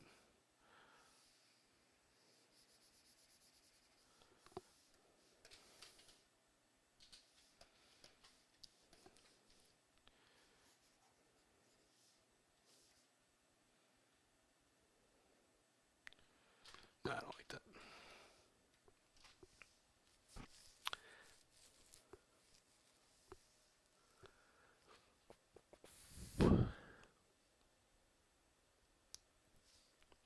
David's asking for webcomics. How come there isn't more GIFs included in webcomics? Why not include some animation along with digital link? That's a good question. That's why it's exciting, man. I think the format's just it's still so super young. Check out one of the best that I've ever seen is one called Through the Woods. It's a horror comic, and it's done so subtly that it's amazing. One comic here. Check this out. I'll show you guys this. I was talking about Dave Raposa before. He had a comic. He's doing Steve Lichman right now, but he had a web comic called Starvale. Okay, we're gonna scan through it together.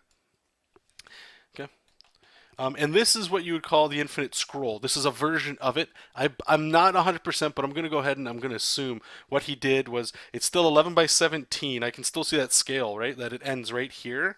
But all he did was again go in Photoshop for the format you're doing and just like overlap this or something. I'm not sure 100% how he went about it. I could be wrong, but I'm assuming he did this anyway, right? So as you're going through or whatever, it reads like a normal comic, but eventually you're going to see he does get into some animated stuff, which is great. Don't get me wrong, I think this is one of the greatest things I've ever read or seen. Here, let me zoom in a little bit here. Oops, wrong. So the artwork might get a little blurry, but I'm just trying to zoom in a little bit. This looks great on your phone too, by the way. All right, so he's doing his things. And he doesn't have any arms, but he's got like these hologram arms or something. And you're gonna see some really cool stuff. So you can see like he just got them numbered, and these would be like an update, right? So here's update 3, chapter 3, whatever you want to call it. So this is all of it here, and this would be one update. So as many you're gonna get in a week, I don't know. So see, now we're getting to the animated GIFs, and I think this is where he's experimenting with stuff. But this right here is huge. It's beautiful, like, and it's done so subtly that it works, in my opinion, right? So that was all one update. Now we're getting to the next one, and he's playing around here, right, with composition and stuff. It's great, great stuff. You get the hero showing up, like this right here, like a shot like that. Again, it's comics, and this isn't, in my opinion, this isn't motion comics, right? This isn't animation to the point where they're necessarily walking around. He does do that a little bit later. It feels a little weird, but like something that's a static image with some movement, a subtle thing, I think has some serious power to it. Right, so here this reminds me, this panel here, of like anime, where you see them jump in the air, and right before they're about to attack, they always float in the air for a while to like really sell you on that drama, right? And then bang, he just goes down and hits, helps with that impact. This guy's charging up attacks, right? And again, more like that anime kind of influence. And then, like, this is very cool. And you can actually sit here. Who knows how long this goes, right? It's very, very well done. The flicker on the face, that kind of stuff. Grabs him by the boot. Boom, throws him. And now, again, remember we saw that hologram of the arms, so now it's starting to get like a little bit like he's powering down kind of thing, right? So this is the stuff that I'm not sure about. I get it, but it almost seems like animation. I don't know if this is going too far. In my opinion, I haven't really thought too much on it, but whatever. But things like this, I could see a little bit more of, and like that kind of thing. Oh, he's getting shot. And here Dave's doing that thing that was going around on Facebook, I think, a couple years ago, where people were putting these bars down, where it makes it look 3D. So he was trying that out. A lot of experimenting with this, but I liked it. And then here you get like a little Iron Man gif. Again, I don't know how far, if this is going too far or not. The subtle stuff, I don't even question myself. Like this kind of thing, I don't even question. But or this. Now this stuff is cool, right? Again, whatever. Look at these, like these blinking scan lines, and like that's cool stuff. And again, you can't do any of this on paper, but it's still a comic. It's not a comic book, but it's a comic, right? And it's formatted for the format it's on. But this could still see print. It wouldn't have the same impact, I don't think, but you know.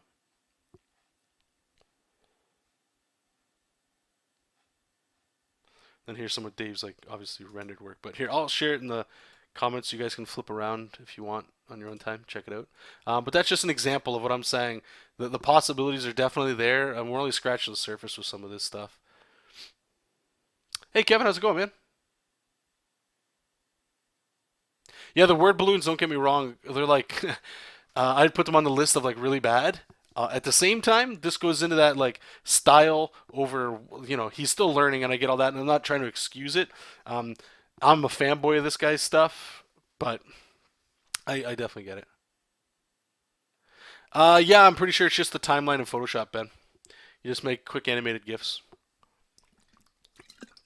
It's actually really not that hard. The hard stuff, when it's that color overlay, that's super easy to do. The hard part is like full, like that motion that I'm talking about. When you get motion, I think that might break the comic part of it. I don't know.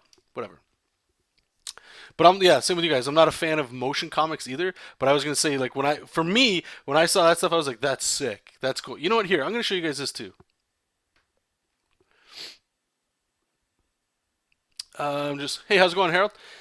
Inkbot, I'll admit this is pretty cool. I probably wouldn't go that way for the aforementioned reasons, but I won't deny that there's things that you can do from it. Exactly right, and that's what I'm saying, guys. And no, we're just having a discussion, but it's like comics will always be comics as long as it's the words and the text. You can have motion comics, web comics, animated comics, paper comics. Like as long as they're always there, you just got to know what you like, right? And like experiment a little bit to grow the format, help the future generation coming up, and let them help you, kind of stuff. But where I get not upset, but where I kind of get into the defensive and attack mode is when people say, and I'm not saying you said this, Ink, or anybody else, but when people say like comics are only this is the only way you can have a comic book, or sorry, not a comic book. This is the only way comics can be done. When I hear that, that's when I get issue or I have issue with it. Because in my opinion, that's so wrong. It's not even funny. It's just my opinion on that one. Yeah, there's also it's just the same. You can't see it here, but there's a timeline in Manga Studio, so I'm sure you'll be able to do it there as well. So give me 1 second here, guys. I just want to show you this one comic that I keep telling you guys about. Through the Woods. Oh, is that? Yeah, webcomic. What is the name of her website? Is it? Oh, emcarroll.com. Is that what it is? Okay, so this website here. Now, the art style, I was, it's not something I would gravitate to, but let's go into some comics. I want to see if there's the one, and it was a subtle thing right here. His face all red. Okay, this was done in 2010. I'm going to zoom in. I highly recommend you guys check this out too, because this is what I'm talking about, where it's super subtle, and horror especially is super is super. I think, in my opinion, horror comics are perfect for the web. You can actually get scared of it because a GIF where it can pop out at you, right? Like a jump scares are lame, but let's be honest, you can't get that with a comic book. A page turn, in my opinion, I haven't seen it. You guys correct me if you've seen it. I've never been in a comic book, especially horror, where I flipped a page and I'm like, whoa, holy shit, that scared me. And I don't know if that's because I can anticipate the turn or what, but when it's done in this subtle way, anyway. So it's these people, they're talking, and then this man is not my brother. My brother has a cottage with a hawthorn tree and a lilac bush, and a plump young wife with starry eyes. My brother has a fine coat, a vest the color of moss, and a way with people that makes them trust him. This man has all these things, and my brother's face, his handsome face. But just last week, I killed my brother. For a month, our village had been plagued by an unknown beast. It killed livestock, wrecked fences, came from the woods. Most strange things do. My brother lost 3 sheep in one night. I was safe. I have no animals. At the town hall, when I offered to hunt the beast, everyone laughed, until my brother said, "We'll hunt it together." Next page. The woods were cold, quiet, dark. We passed a tree with leaves that looked like ladies' hands. A common oak, a babbling brook, and a stream that sounded like dogs growling. And a hole deep, full of black, that smelled of lilac. How curious. Then we found the beast. I hid.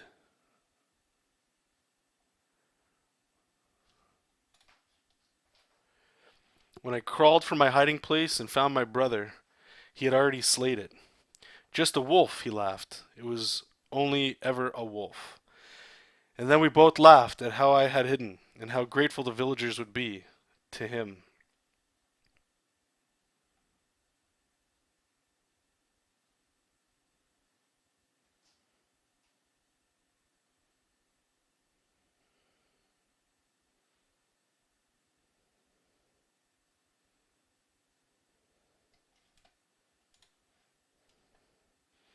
I brought home a scrap of cloth I had torn from his coat.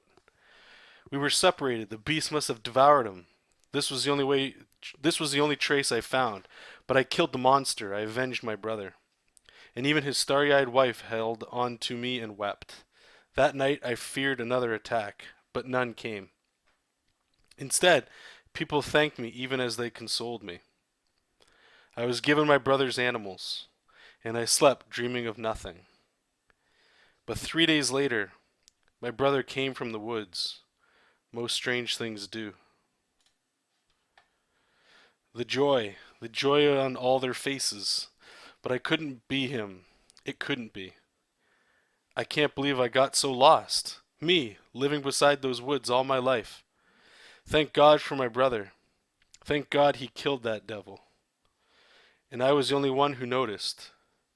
His fine coat, it wasn't torn. I can sleep no longer. I have dreams. His legs limp, his face all red. And twice I have woken and seen my brother digging.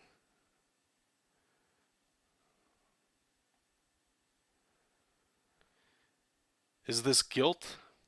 Or is this my brother, whole, not a double? And if so, why wouldn't he turn to look at me?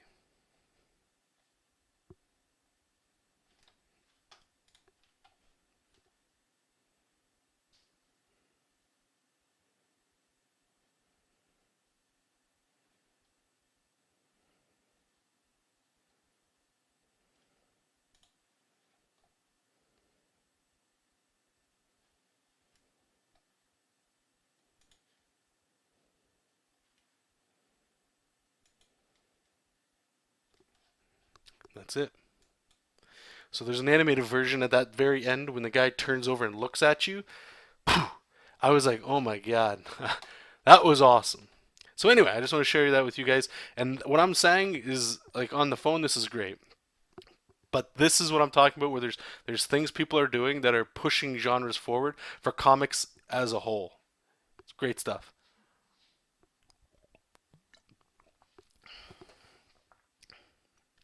So yeah, I hope you guys like that. We should do story time.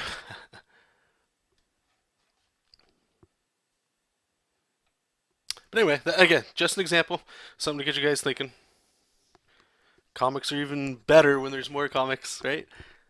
More comics, more comics, more comics. Okay, let's get back to this. Not even in contest. Stuff I was showing you guys is like epic level. Now we're just drawing squids. Okay, so coming up here.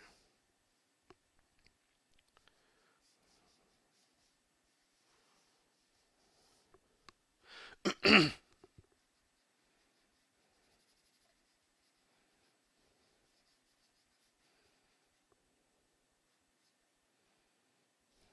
needs to be powerful here.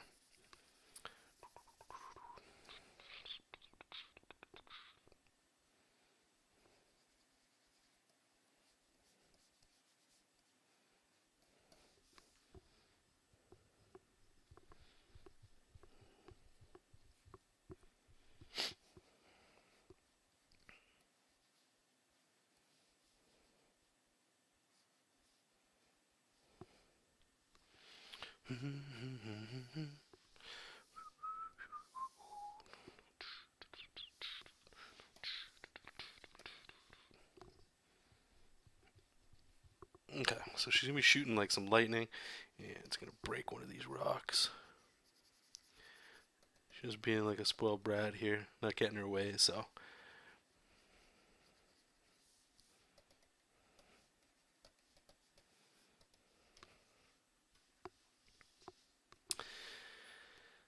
Oh, I hear you, Harold. Well, thanks for popping in anyway, man. Hope we get to draw at least a little bit more tonight. Or today, actually.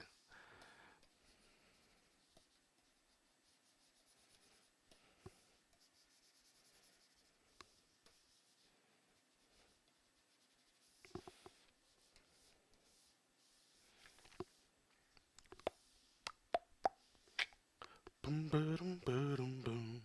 And thanks for all your comments too. It's funny, Harold. You're like you're the only guy.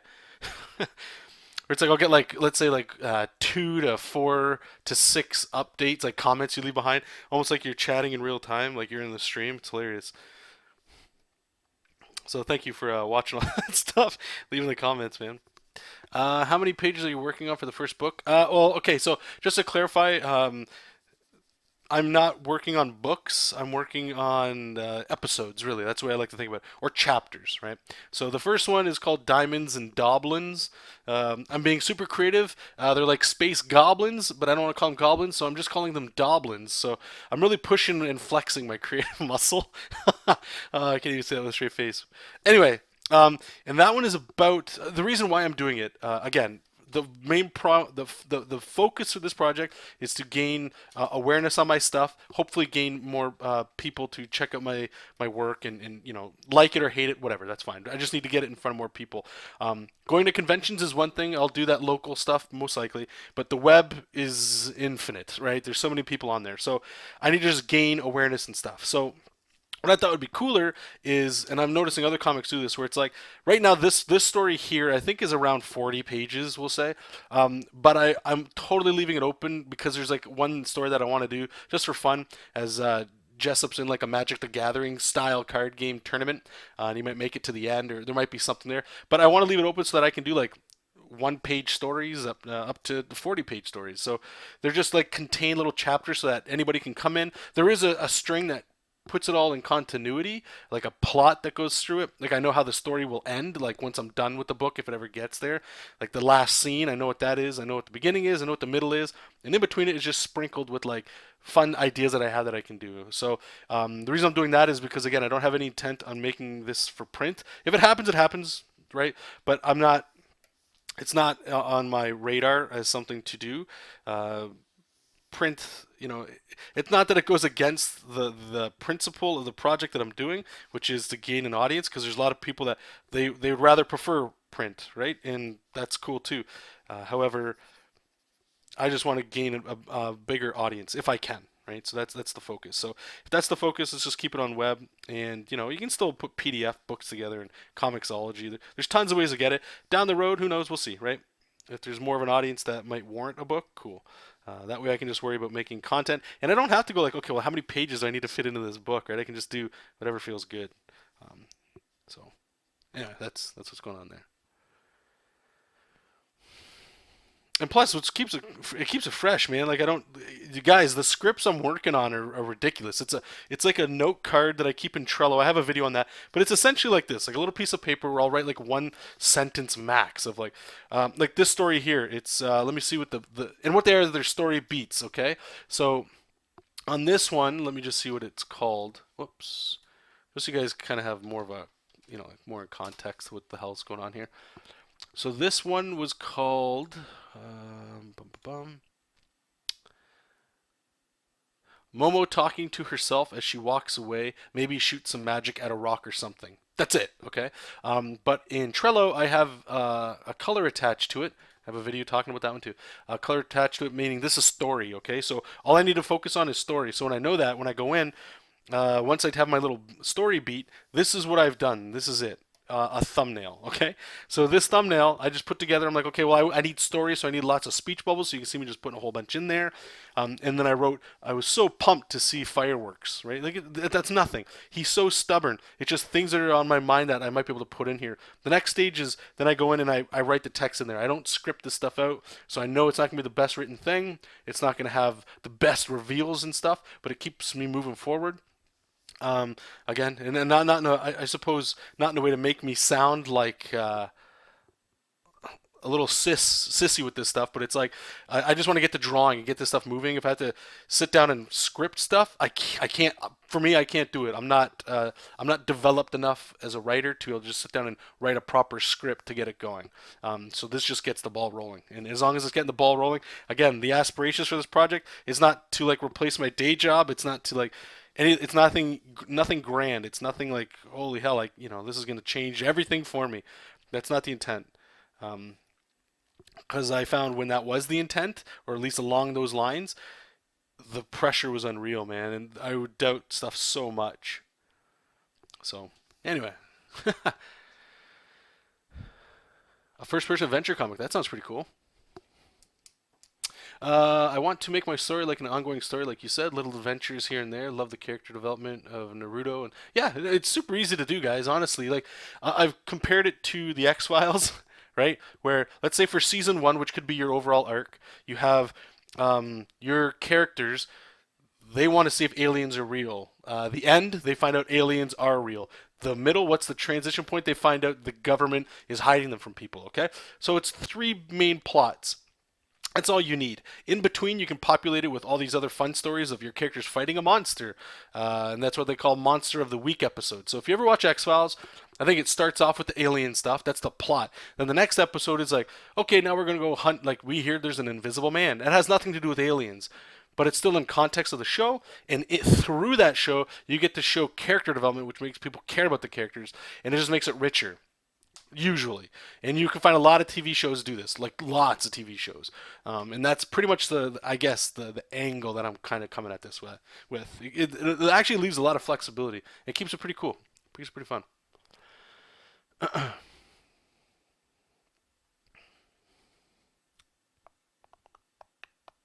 Hey Jesse, how's it going, man? Any plans on your style art courses? No, I don't think so. Um, what exactly are you talking about? Like how to draw like me kind of stuff, or just or something specific? Kevin, now I know what you meant by okay, cool. All right, yeah. Sorry, I think I remember your comment saying like, what's it called? Horizontal stuff. Yeah, it wasn't like that. It could be, but yeah, it was just meant for literally this, right? Like your phone and just that scrolling. Check out Webtoons, please, guys. Check out Webtoons. They do it even different than what I showed you, where it's like a box, a box, a box, and you're just moving it, and it doesn't to me it doesn't feel bad. I would recommend checking out what was the comic, Elf and Warrior. I think it's a great comic. I like it. I think it's pretty cool. Okay, let's get another layer underneath this. We're just gonna color this one like I don't know, like it's blue, and we're just gonna gesture in some like lightning. So she's so in the one page she is using fire, right? And I was going to have her shoot like fire at this thing. Basically, she's upset, and she's a magic user. And this is my my way of showing action before big fights and stuff. Because right now it's just talking, blah blah blah, right? So in the original idea, she was just going to use like a fireball and blow something up.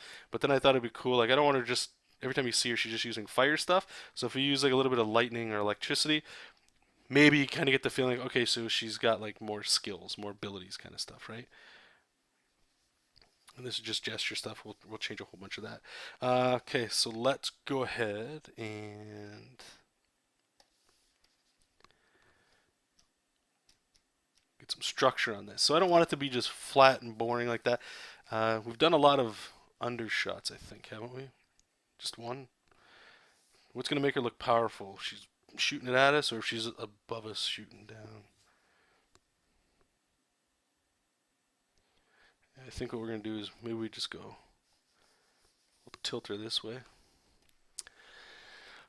Your process. Okay, yeah, I have a whole bunch of videos. I don't mean to make you go back and go through all the archives and stuff.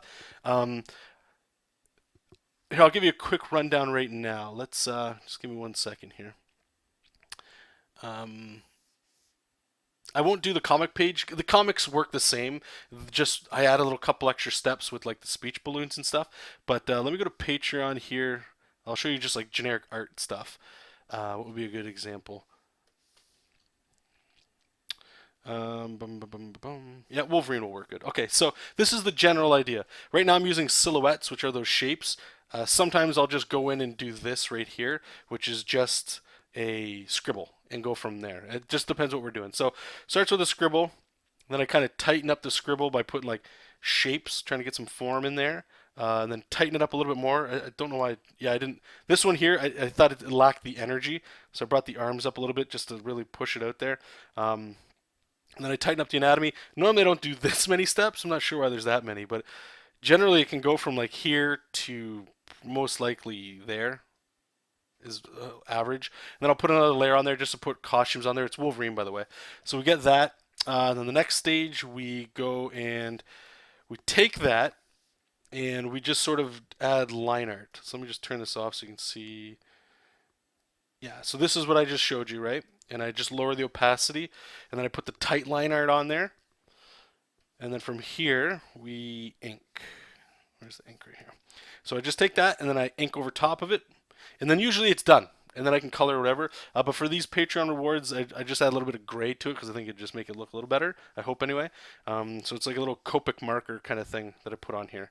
And that's like the final version. But it's very similar to that. That's the process of it. But I like to work in bulk, meaning kind of like a factory line, you know. Instead of just going like I'm going to work on one page to completion, I work in 4 pages for comics. So like we're doing one page here for silhouettes, doing another page here for silhouettes. If I can click on it, and then we're going to do that for the next two, and then I can go back into the line art. That way, it's just sort of like my brain's always in that mode. I'm not always changing stuff around. But yeah, by all means, man, check out a lot of the videos I got on here. There's quite a bit talking about like individual stuff. Um, Yeah, I have it right here on the bottom right. It'll just say jessupking.com.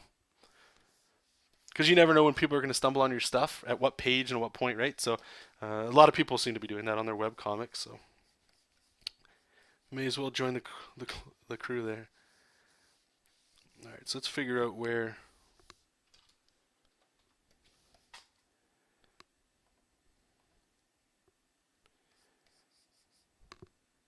Oops, go to color.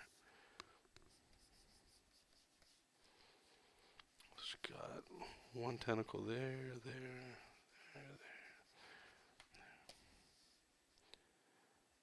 So bring the side one here. So we're just trying to find the form and the shape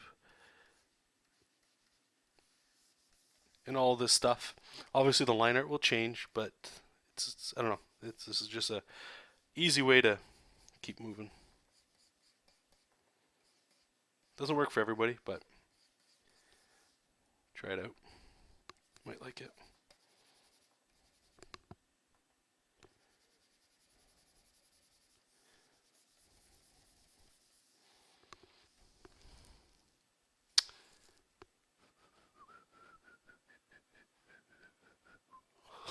Thanks, Harold. Felix, how about have her shoot the rock and the shards going towards the viewer, placing her like she's going through? Yeah, that's actually a really good idea. Hey, no problem, Jesse. Maybe we can. Let me try this, based on what you're saying. Let's maybe we can just really.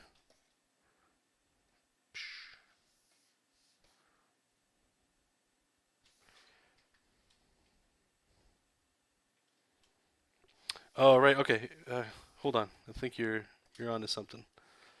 So let's grab our silhouette here and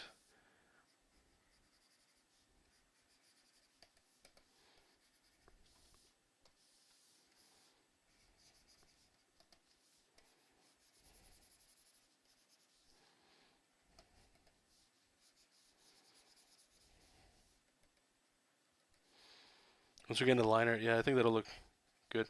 Just extra planes of stuff to look at, right?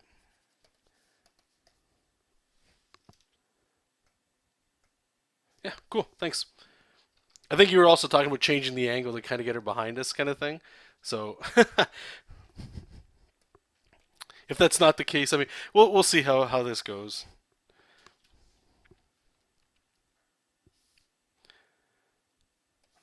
Liners, that's right one. Fine liner.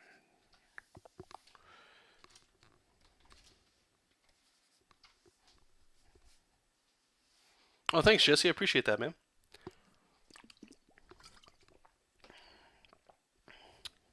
So, what is it you're trying to do? Just trying to get back into drawing? Are you trying to do comic book stuff? Or are you just trying to work digital?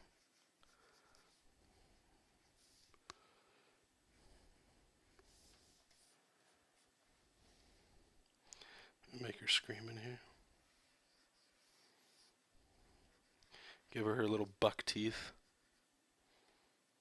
Oops.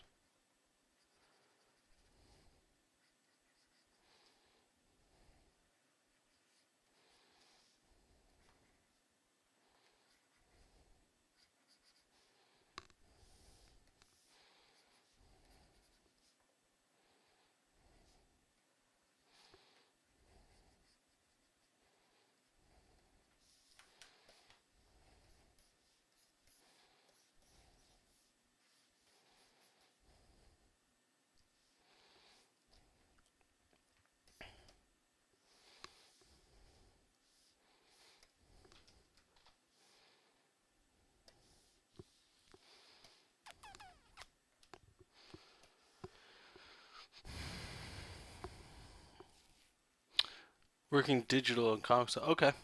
Yeah, digital's can be super tricky if you haven't really used it before. I guess it depends. Like I'm drawing on a screen, you might have like a tablet that you're drawing on, and there's like that disconnect, from drawing. When you're looking where you're drawing, as opposed to drawing here and looking up there to see it happen. Do you have a tablet, or are you still kind of like looking around into getting started with digital?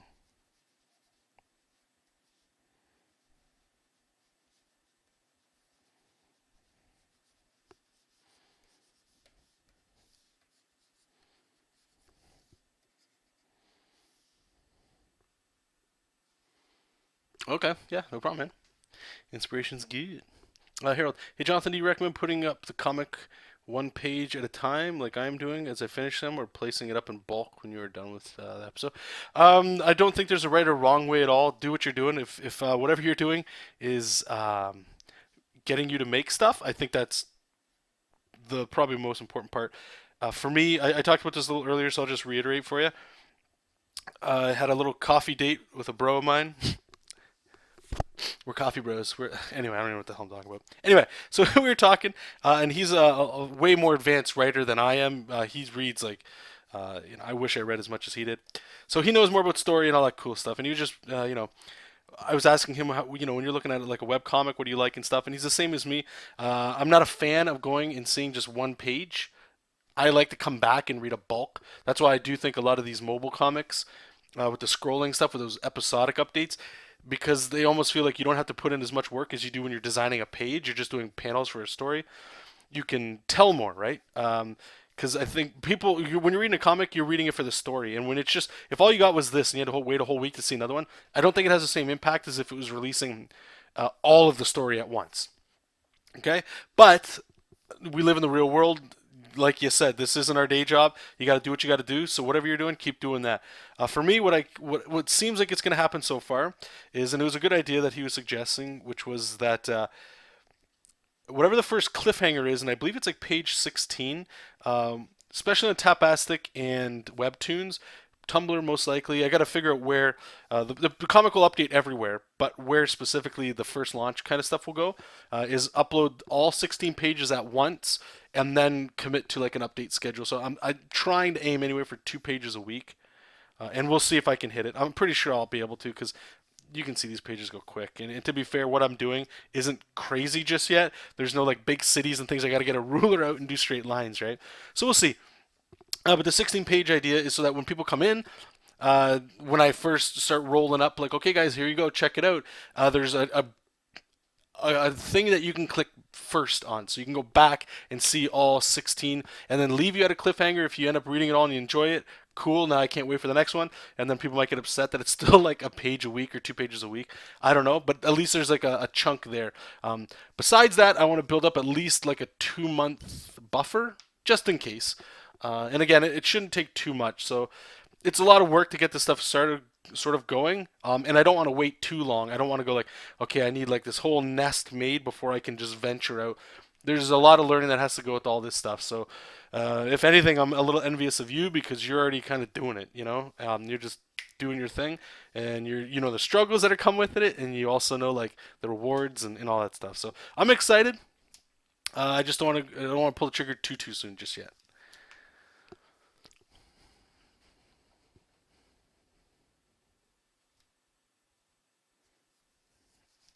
Cool.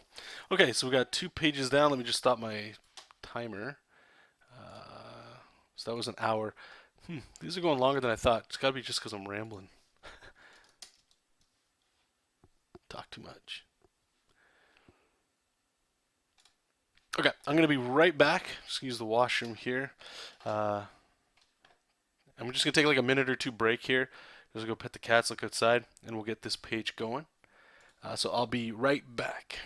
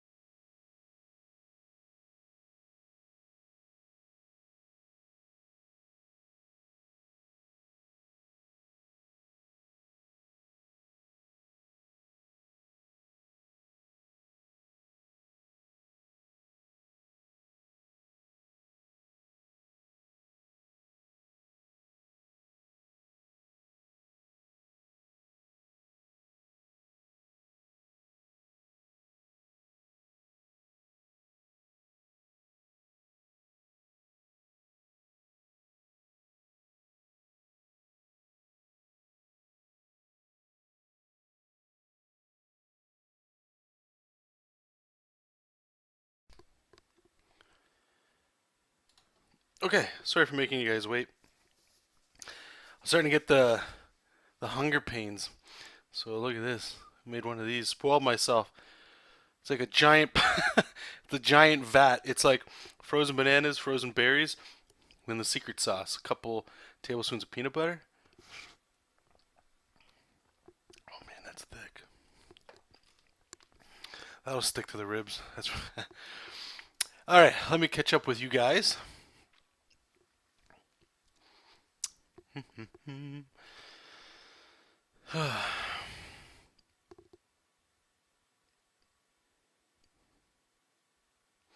Yeah, we're not doing the bagel. Bagel and coffee was before the stream. I didn't make you guys wait like last time, like a loser. Jesse, so I got a drawing and monitor on the way, and now I have Clip Studio Pro software. How does that differ from this program here? No, this is Clip Studio Paint 5 EX. I just keep calling it Manga Studio because that's what it used to be called. So it's the same software. I use it as well. And don't worry about your newbie smell. It's the best smell. Um, I need some weird pet creatures for my comic. Can't figure out what the hell to draw. I love the mix. So I'll give you actually a quick. Here, you know what?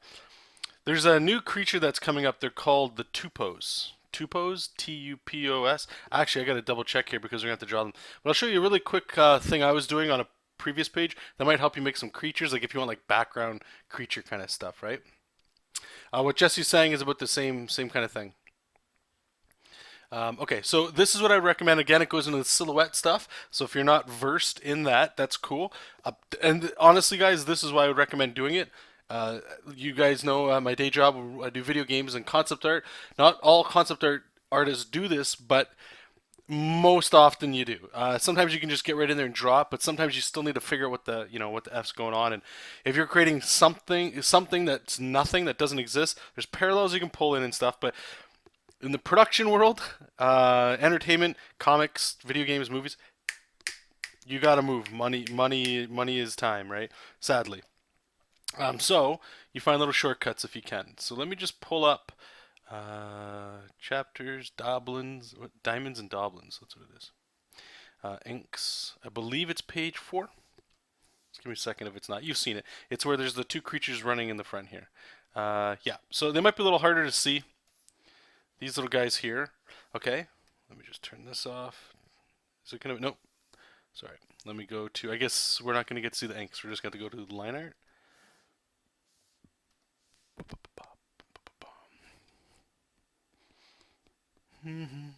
Yeah. Okay.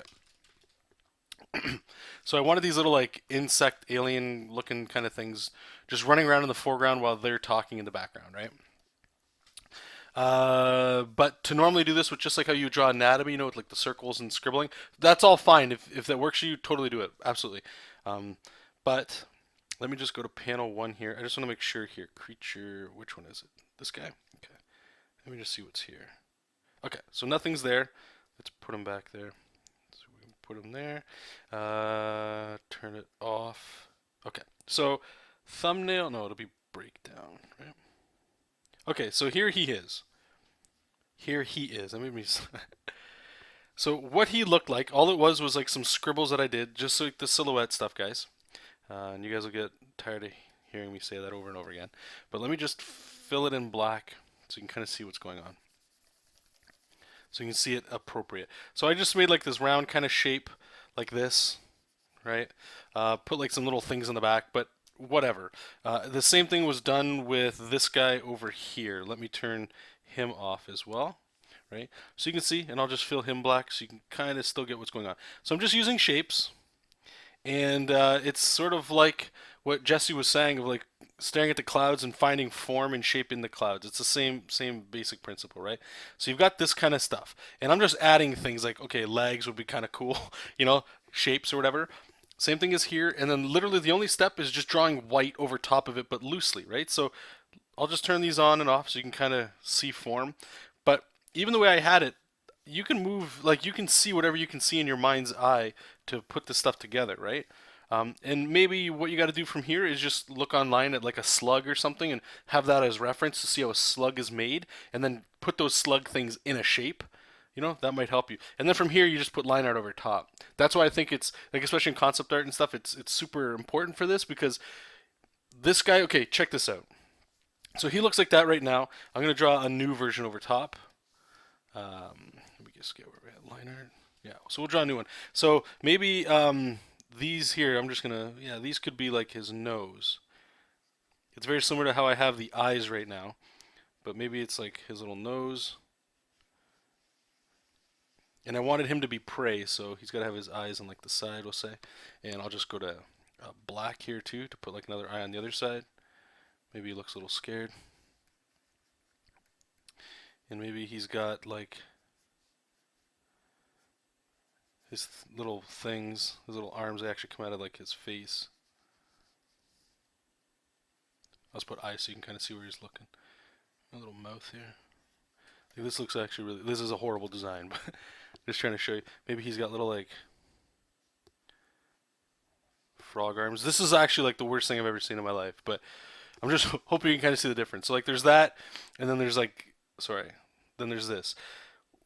What I'm again just trying to beat into your head is there's so many different ways you can have stuff. This one we could have. So we'll put a giant claw here, giant claw here. This is maybe the front, like this. Maybe he's got big ol' spider kind of claws and little like teeth, little mouth. And back here we've got like a leg. Back here we've got a leg. He's got another, I don't know. It just goes like that, right? So like just those two shapes, you get different designs just from that silhouetted shape. That's the whole point. That's just what I'm trying to show you. So, if you're trying to design little like creatures and stuff to just throw around and populate, like these are them with the line art. You can go into detail, obviously, right? It just speeds things along. So again, you can even look at like what we're doing here. It's just shapes that we're putting stuff into. It takes time. I'm not trying to sell it as like, oh, it's cakewalk, but it'll help you just make little designs.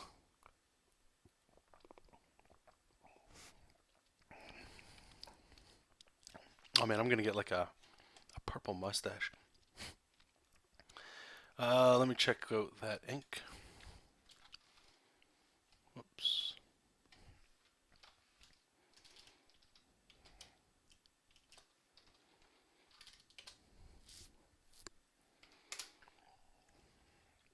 Oh, that looks really good, man. I like that. That's really cool. So I'm just going to show you something here. I'm going to copy this image. So Inkbot is saying that he is. This is the character that's the central focus of what he's doing currently. Okay. So this is going to answer your question too, Harold, like of how Momo was designed.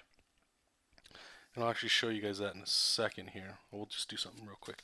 So I'm just going to put in the picture here, right? So really, this is the whole point of silhouetting, right? And this is what makes it strong for characters, strong silhouettes, right? Batman, we'll do a quick one of that. Batman's the easiest one. It makes people see it right away. So this is going to be very crude. What I'm doing is I'm blacking out everything on this character very crudely. But this is what you'd call, again, the silhouette. And you want strong silhouettes for your characters because through this silhouette you are able to differentiate characters easily, hopefully, as well as similarities. Meaning, so let's say, again, we were talking about Power Rangers earlier, right? The Power Rangers outfits, little details here and there are different, but for the most part, it's the same. So when you look at them, you're like, okay, they're together, right? They belong together. So this is the silhouette of that character, right? And this is what he'd put in for the design. Obviously, I can go in there with white and change it. I don't know. You can do all kinds of things, right? But the design actually changes a lot. So, or the character, right? So the easiest one with Batman, let's just say, like, and you'll always see it. And I'm just gonna go real like dirty. It's almost like Dracula, right? Like, oh, bear with me. I understand this is crap, but do you see like right away they look different, right? You're adding things to Batman here that make him feel more sharp, sharp shape. So that makes him feel a little bit more dangerous, right? As opposed to like you might see like those old like people draw Batman a little different, right? You might get the guys that draw Batman with like the little nubs, and he's a little bit more stocky, more squared. It means he's sturdy. He doesn't move, right? Anyway, to answer your question, so Jessup is pretty much just like I'm gonna go pretty simple, pretty gross here. So let's say he's got like the big upper body. He's kind of thicker waist. He's got kind of stubby legs. You know, like the big old shoulders, massive arms. Right. He's very top heavy, and he's got like little head. But then he's got like these little like dents on the side. They're not dents, but they're like costume elements. Where they just they're round shapes. Um, Basically, I wanted a lot of soft round shapes on there to make you feel like he's more welcoming than intimidating. You know, like the size is whatever, right? Like so, he's like 10 feet tall or something, right? So like a regular human would be somewhere like, let's say, I don't know, what's 10 feet? Like this would it be something like that maybe, right? So we'll say like, that might be a little too tall. But anyway, so you can have them in comparison, right? So Momo, I want it to be completely different than Jessup, still round shaped, so they look like they're good guys or have soft parts to them. But I wanted them so if you saw them in the distance, I'm just drawing them black or whatever, so I don't see it. I just wanted radically different. That's all it is, right? So it's she's got the thing that I like is the Ninja Turtle head. I wanted to put that in there, and obviously like just like the squid legs or whatever, right? But when you look at them differently, like they're not the same character, and that's the whole reason why she looks the way she does. I could have just put a human or whatever, but it's such a dramatic difference in what he is that hopefully they work together. That's sort of where I was going with that, and that's why this stuff's so important. Like, how long did this take? And that's not to undersell it as it's like a quick thing, but this is important when you're designing characters. And this is a struggle I see a lot of people do when you're like me doing superheroes. When everybody looks just like these two people here, let's say, how do you make them different, right? Like, okay, so I can just put little like horns on him. You know, maybe this guy's got the huge cape. You know, just things, but they do have to separate from each other because if they don't, if everybody just looked like this guy, right? If everybody just looked like, oh my god, clicking the wrong thing. If everybody just looked like Joey here, you know, who cares? Right? So this guy's name is Joey, and then this is his older brother Steve, and this is his grandpa Roger. Like, they don't, this is boring as hell, right? But if grandpa was like, okay, grandpa's tanked, he's like a dwarf kind of stature, right? He's lower to the ground. Steve's, you know, your regular guy, and then Roger, or whatever the hell the other guy's name was, maybe he's, you know, he likes his snacks. Likes his snacks, so he's a little thicker. Right? Like they're different, but now they're different. Now they have their individuality, and that's all it is. And we haven't even gone into like the actual detail of like what are they wearing and stuff. These are just shapes. You know what I'm saying? And that's why it's important. It's actually really important to be. The hard part is like, well, how do you put it into here? And that's sort of what I'm trying to work through with this kind of stuff. And it just it changes stuff. I used to always draw like this here. But since my day job, everything silhouettes moves quicker. And then I saw Sketchcraft's YouTube channel, and I've given him credit every time because he was, I forget what it was, but I saw him doing the silhouette method, but for like a pinup that was meant to be like a comic page pinup. And I was like, of course, why haven't I been doing, like, trying to put some actual time into making this work? Because it makes a lot of sense to me anyway, right? So that's why I was doing that.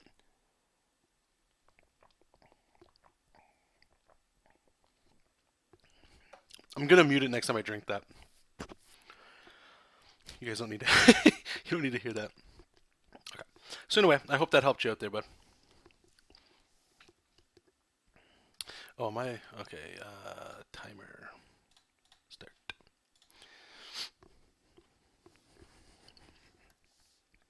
One, two. What do we got here? 5 panels. One, two, three, four,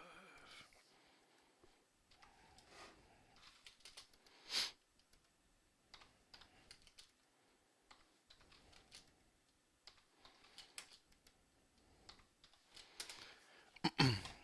And let me just check my Evernote. I hope I have this in here. Tupo. Shit. Just drew these guys so long ago. I don't know if I have.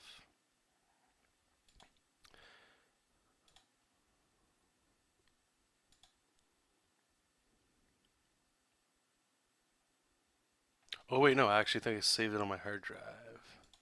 Sorry guys, just 1 second. I got some new characters showing up here, so I have to grab the reference. Um, no, just okay.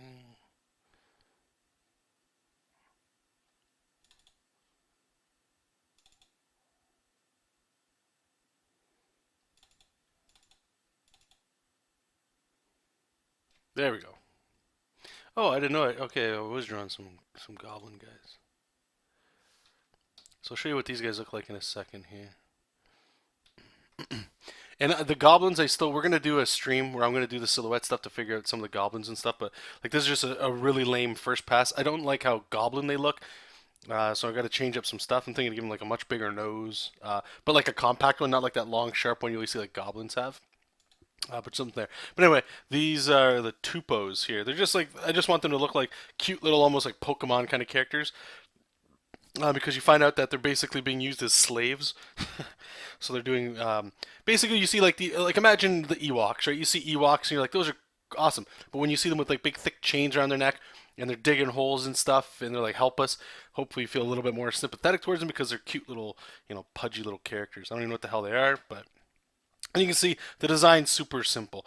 But if you look at this one down here again with the silhouette stuff, hopefully it's unique enough that it separates them from other kind of creatures or characters, right? So that's the intent anyway. So let me just minimize that. Okay, see you later, Michael. Thanks for popping in, man. Appreciate that. It's good talking to you again. I hope you feel better. Once the icy hot kicks in, good stuff.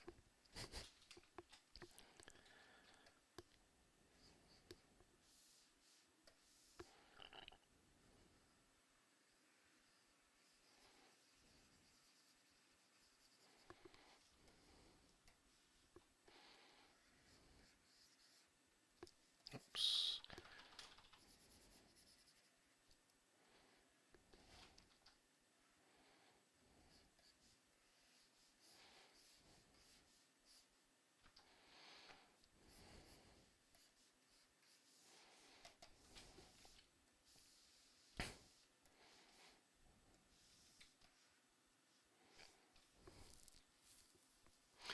Platypuses, yeah, a little bit. Yeah, you're right.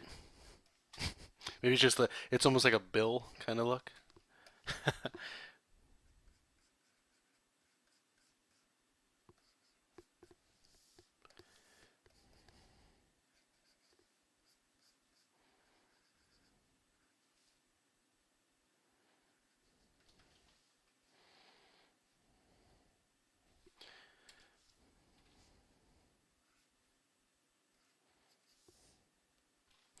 So one are kind of looking over her shoulder. So I think what we're gonna have to do.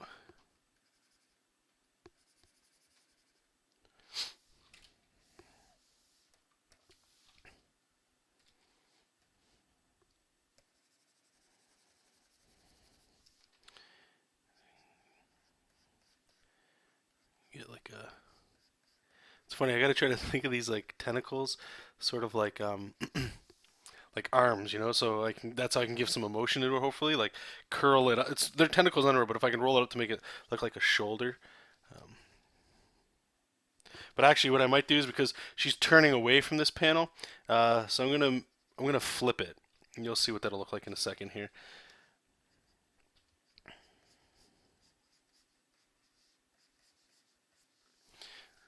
So grab these, edit, transform, flip horizontal.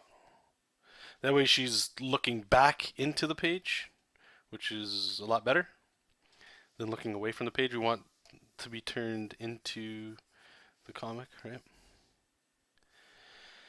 What were we doing? Oh, right. X, so we can get that little. Maybe we can also just kind of. I'm gonna take her crown and make it like pop off her head. And some eyebrows.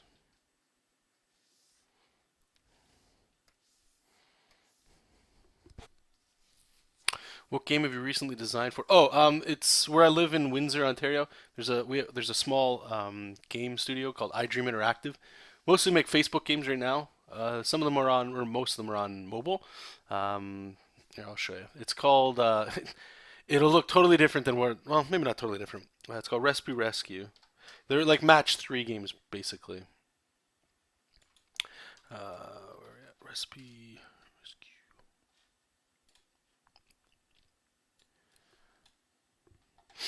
So all the visual stuff is what I do. And again, that's what I'm saying. The silhouette stuff might seem like, well, this is kind of like the simple, cute kind of look. But no matter what, so I do like all the background and all the characters and all that stuff like that. But when you're in like, let's say a puzzle, where the silhouette matters for the most part is like, so when you're looking at different objects, they all have to look hopefully a little different. And the one benefit you have with this stuff is that you get color, right? So you can see a lot of this stuff. But we got these little like blocks, like an on and off switch, and all these kinds of things. Delicious.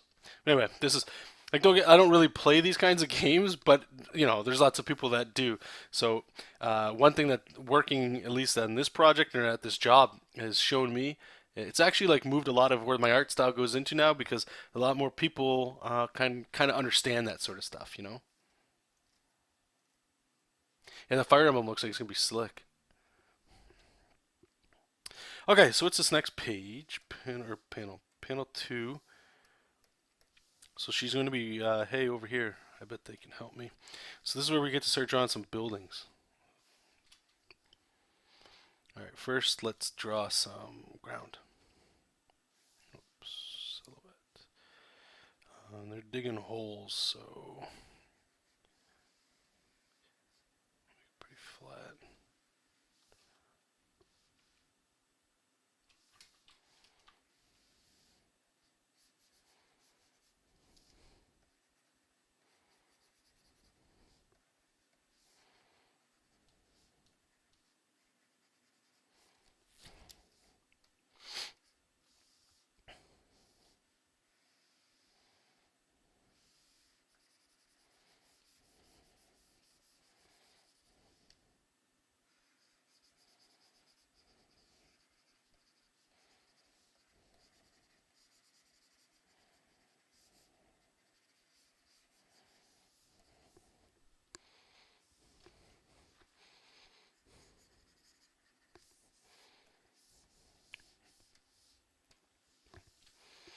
All right, so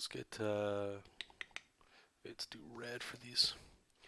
So we need them digging holes. Maybe we can get some big holes here or something. They're pretty small from here, but we're going to the green. All right, we just want like some little huts. So they're like slaves, obviously, but like little watchtower kind of things. Make sure that they're doing their thing.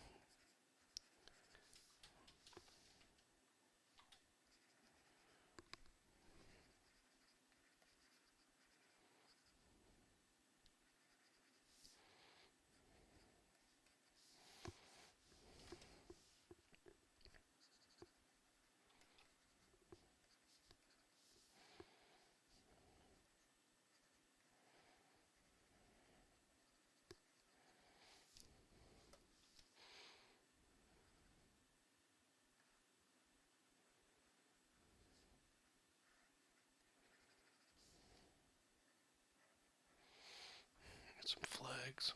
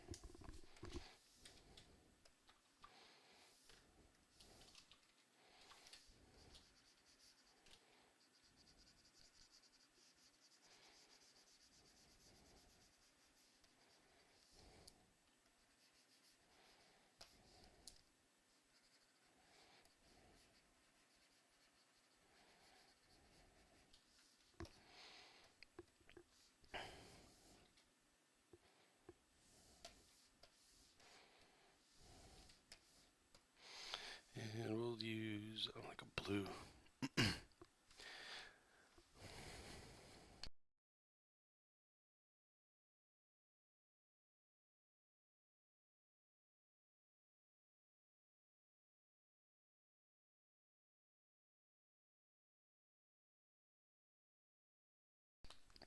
Should have got like a napkin.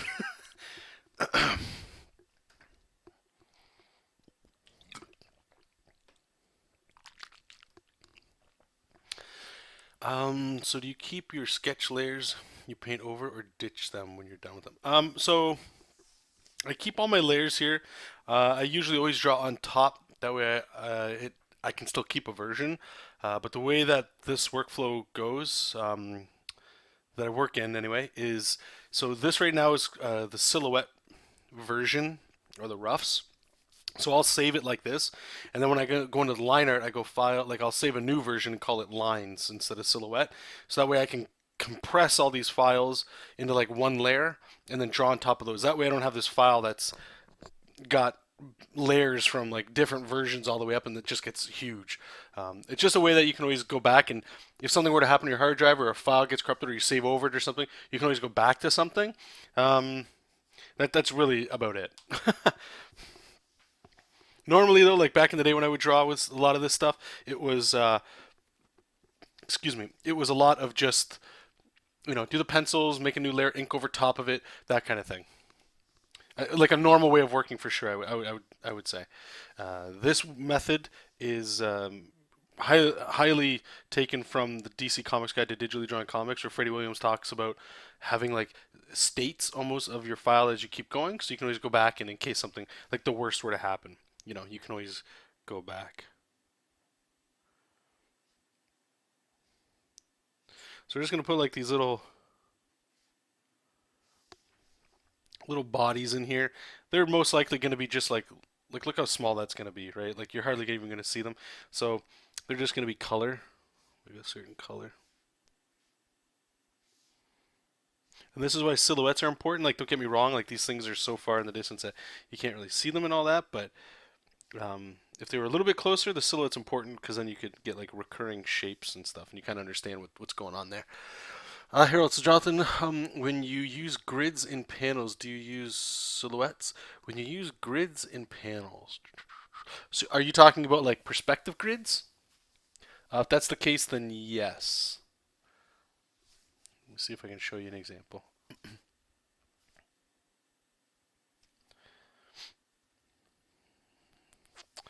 I'll try to see if I can show you something that's not a comic book, but I do it in comics as well. It was one of the prints that we did. It's the Ninja Turtle stuff.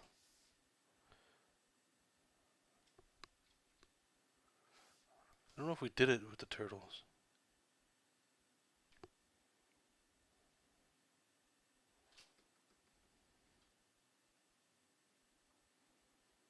Hmm. Okay, well, yeah, basically it would look like this. Let me just open up this old one here, right? If you guys remember, we did the Ninja Turtle silhouettes, right? So what you would do is just make a new layer on top. Let's grab our ruler layer, perspective ruler, and I'm just gonna go with like a generic, like okay, so we got one point perspective over there. This one maybe go a little closer, and cool. So now that I've got my perspective ruler, what I would do, let me just turn this off so you guys can see what the hell. Where is our object? So you can actually select maybe the vanishing point, and you can get like these little grids that you can turn on. Yeah, so it'll turn it on for everything. It's a quick way instead of drawing them all the time. Sometimes this is a little like funky, but it generally works. Let's make a new piece of paper here. Turn the opacity down. So now that I've got that grid, what this lets me do, and I usually do this. What I'm showing you guys, like the comic book stuff I'm doing, it's so organic that like look at this one right here. Can you guys see the perspective grid? Like it's on the ground here, but it's so limited because everything's so organic. As long as you have rules of like things that are in front of you and behind you, it'll always work.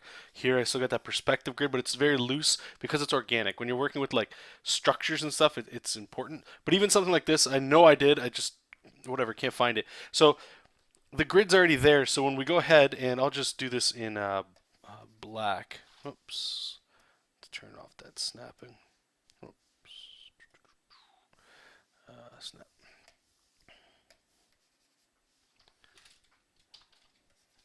Yeah, okay. So once I have that, once we start putting in the form, like I know, like if you can kind of see where the planes are. So let's just do, I don't know, we'll do Leonardo here. So because of the foreshortening going on here, I know his chest, like let's do the circle, but the foreshortening of it tilting this way would go this way. So you can see where I'm, bringing the perspective lines this way, and then let's say he's got like his hips going over here. But then I know where the arm's going. Okay, so his arm, if we got it here, the sword is going to follow that perspective that was there. I might have to adjust some of the silhouettes or whatever. But his head, if his head's over here, then I know it's got a, we'll see underneath of it over there. His arm's going to come up here like that. But the perspective grid, again, now it's following this one. It just follows what's there, and it just makes it all look a lot better. And you don't have to think as much, I find, because once you got the grid in there, it's not easy, but it helps. It helps to the point where it can just keep things moving, and that's pretty much it. Again, a lot of practice. I don't mean to make all this stuff always seem whatever, but here, let's take a look at the last one. It's been so long since we looked at this, and I get a little giddy because it turned out so cool. And we had Vincent do the colors, and he just knocked it out of the park. Yeah. Oh, it's CM. Okay, yeah. Yeah, man, he just did an awesome job in this. Look at this. Look at this. This is cool. So we'll start with the good guys over here. This is why I say if you guys can find a good colorist, if you're just doing your inking. Remember when I was saying all the detail and stuff like that? I'll tell you right now, if I went in here and I was rendering all this stuff, and it might look super rendered to you and, whatever, but I used to render way, like so much more in this. This is like just lines and stuff. This isn't really even close to the rendering I was doing before. So because I knew I'm not going to be the guy doing the coloring, but Vincent just knocked it out of the park, like I said. And when he colored it, it gave him more room to put certain color places, right? And it transformed the image into something that might have been okay or good. Like I liked what I did with the inks. Like here, I'll just show you guys. So the inks, again, I liked the way they turned out. However, the colors will change it. You don't know what the tones are going to be, right? So this was the inks right here. And here, I'll just show you. Like, look at Leonardo. So there's like no rendering, and if you don't know what the hell I'm talking about by rendering, that's cool. Here, I'll show you. Let's see, how big is this going to be? No, large inking. Yeah, we'll go like that. So like normal rendering that we would have done before back in the day was like let's say this shoulder here. All right, so maybe it's gonna connect in here. It's like that feathering, like that light to heavy. And I'm just trying to go a little extreme just to really sell it to you guys. And the problem is that once you start doing this, you have to keep doing it everywhere, or else it looks weird, like you're missing it in places where it should be. And it's fun, it's relaxing. I enjoy it. More lines just make something come together a little bit more. All right, maybe we get, I don't know. I'll just add a little bit to his face here. You try not to do too much rendering on a face. This is like that 90s style rendering kind of stuff we were talking about earlier, But anyway, so like I would go through and do the entire image like that. But in my opinion, I just stopped doing that because I know if it's going to get colored, there's a lot more opportunity for the colorists to like fill those areas with gradients and shading and stuff. Like this is probably the most rendering I'll do nowadays. Is like this kind of like shapy kind of stuff like this, or it's just like a texture, like a blob kind of stuff, and that's it. So yeah, that's it. You get this, and you get some legit colors on there, and bang, it looks awesome. Looks awesome. And then now we're gonna draw octopus people.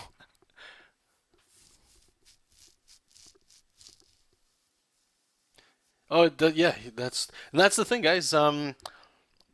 Not to name drop, obviously you guys know Will Robson, working for Marvel. Him and I have had many conversations, and we just sort of were like at the same time we just conceded to this Freddie Williams working style of like open line art. No, actually, he doesn't say that. Freddie does his thing. We work that way, but the more you leave lines open, the more color can help you. Nowadays, the colors that are available. If you're coloring yourself, I get it. But if you're working in a team again and you got like a decent colorist with you, just let them do their thing. They're gonna like take again. It's a book, the story. They're gonna be able to help it, and I've found anyway it to be true to just let them sort of take care of it and do their thing. Inkbot, you're right. Yeah, if things are like more black and white and maybe even gray, I would probably most likely render it too. It gives it a grit, and that was the thing I was always finding that everything kind of had a grit look to it. And imagine doing backgrounds and you render. It's like it just adds. If you don't like doing a certain thing, it adds so much time to it. I don't like doing backgrounds. I'm not this kind of stuff. I don't mind because it's organic, but like buildings, I could care less about. But you have to do it because the story needs it and it's there to help the story. So if you don't do it, it's definitely missing something, right? So knowing that, if you start rendering on like page 1 and by page 12 it's a double page spread of New York City being attacked by aliens and stuff, you have to render all of that. And if you don't, it's going to look like a different artist or it's going to look like you didn't do what you're kind of, whatever the hell. That's why you just got to know what you're doing. I'm not saying don't do it just because it's a stupid amount of work and it's dumb. I'm not saying that at all. Just know that by doing what you're doing, just like long term, it's going to you have to keep doing it, right? So I'm just too lazy to worry about it, to be honest. If I had to do it, I'd do it. Like let's say I was working on one of the bigger books, and you got those big city scenes. Well, of course, that's different.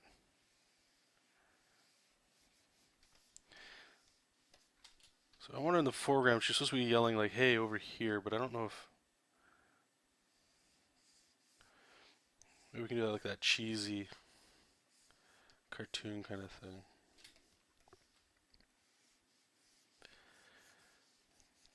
It'll be complicated. I don't want to get the tentacles to like match this and get some weird looking stuff. Yeah, it might be alright. I wanted her to be big so we can kind of like look past her a little bit, and go, oh, okay, those things are in the distance, pretty far away. Well, thanks, man. There's people that are just, yeah, like that's there's people that are just amazing doing so many different things, backgrounds and all kinds of stuff.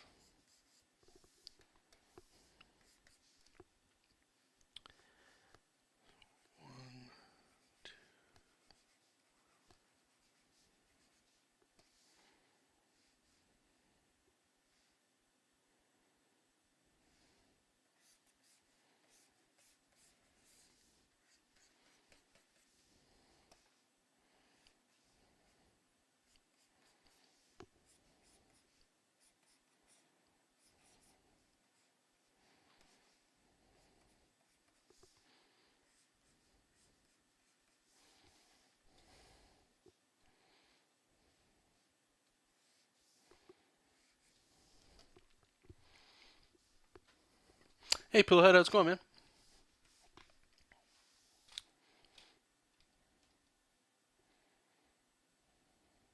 Okay, I want to make sure that these little holes that they're digging, we can make sure that they're oops, they make sense here.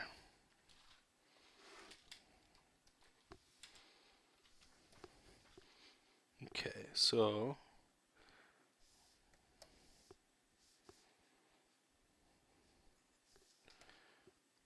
this is actually a good example of okay, like if we put a perspective grid in here, we'll kind of understand what's going on a little better. So I don't want these to be like giant, chasms in the underground or chasms, whatever the hell. I just want them to be like, enough. And basically, what these guys are doing is it's slave labor.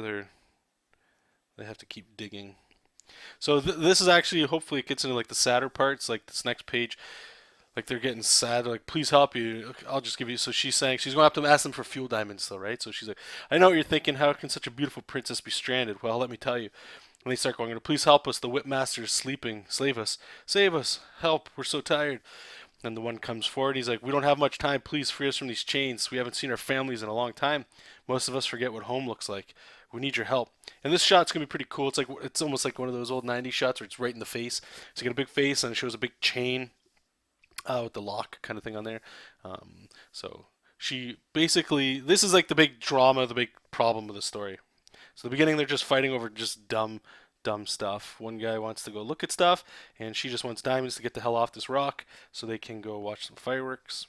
And then it turns out to, okay, well now we got like this, the Doblins, which are basically just goblins. They are working these guys. They've come over, they've invaded, and now they're making them do slave labor.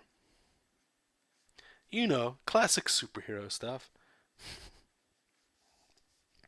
Actually, I'm gonna put in. Let's do this. Let's put a little perspective grid kind of going on here.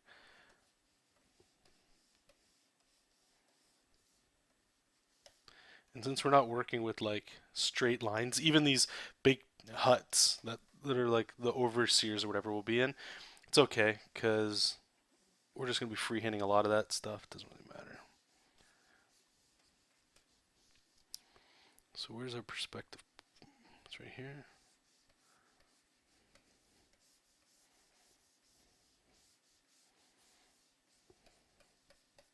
Cool. All right.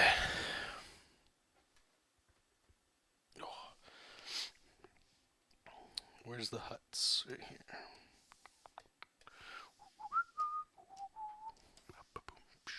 Right? Okay, so we're going to have this. Actually, let me get off this chair.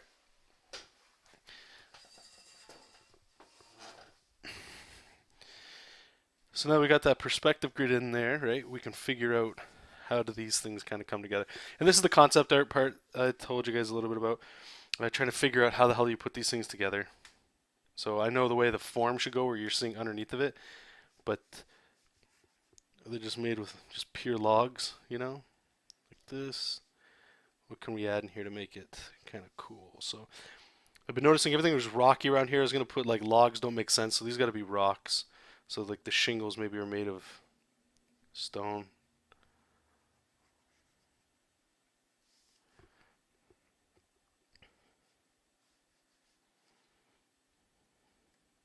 So stone and what the hell would hold this stuff together? Well, okay, so we're into some sci-fi stuff. I haven't actually really shown, besides a giant spaceship, there hasn't really been any like sci-fi tech. So let me just put some shapes in here. Just got to look like stuff.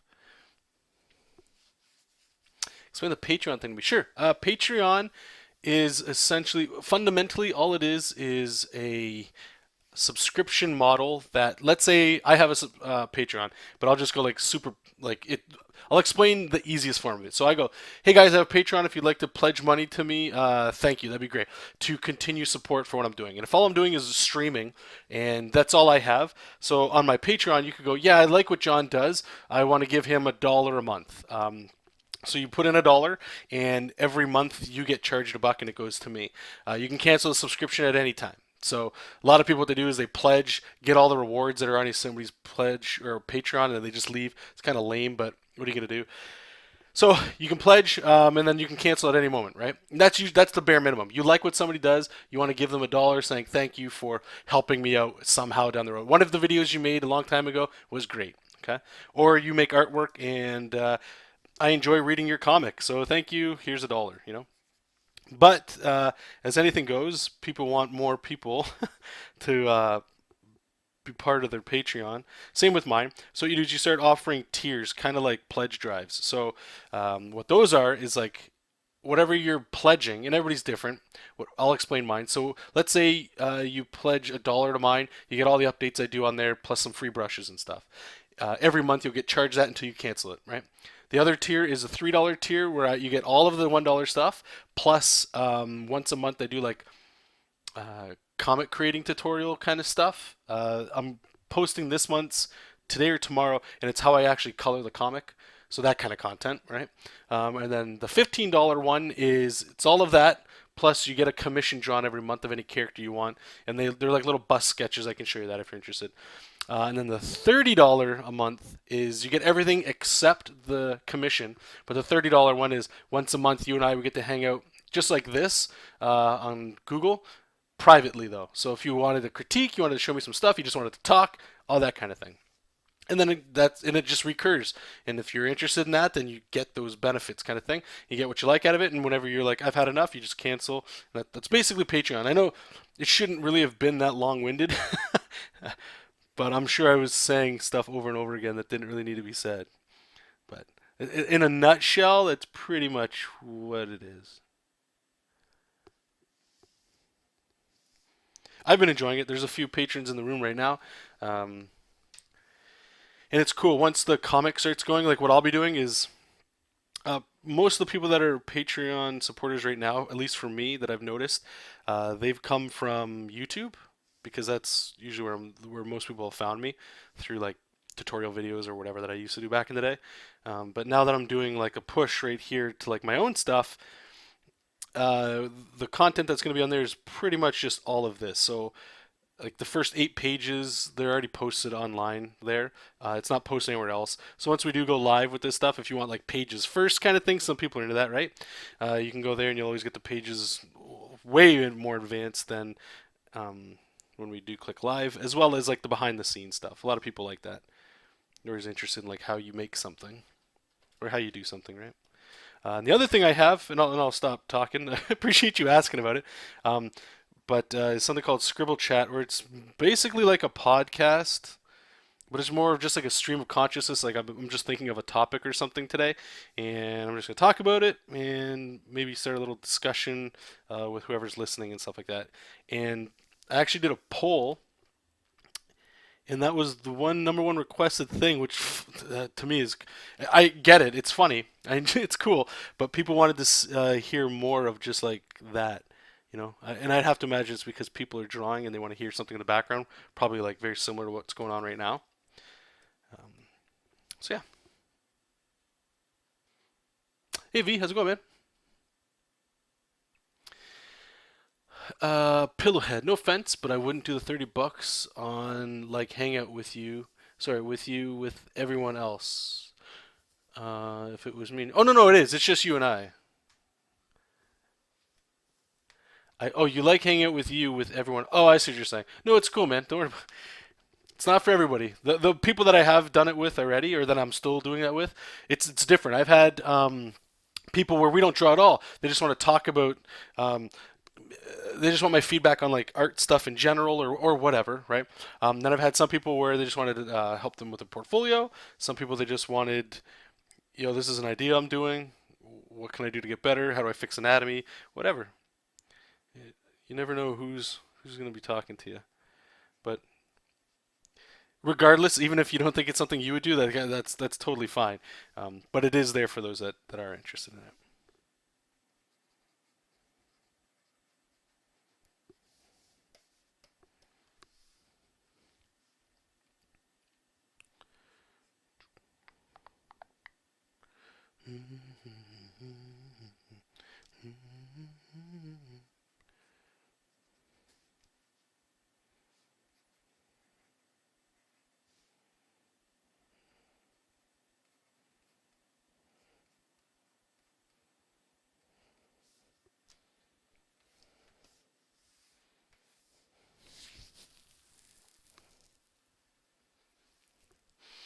No problem, man. So do you feel you use all the options of Cludio EX, or could you? I believe you can just use the regular version. I don't think you need the EX version. For me, I don't. I'm not sure if I use anything from the EX version. I know you can do like comic pages together and stuff. I'm not sure. They do sales all the time, so maybe just hold off a little bit. But if you're eager to jump in, you can always, like, if you were to buy, let's say right now, I think you said, if you were to buy the basic version, when the versions go on sale, which they always do every year multiple times, if you wanted to upgrade, that's on sale too. So it's not like you're losing. You just be paying what you would have now then. So it's not a big deal. Um, but yeah, I'd say 95% of what I do nowadays is artwork related or comic book related is in the software. Photoshop, I do when I do like building backgrounds and stuff for paths and things, but that's not the fault of this. Well, I guess it is the fault of this software. I wish they did paths a little bit better, but that's such a niche thing that, I know most people, even people in the room, they probably just don't care. Like they don't use that stuff.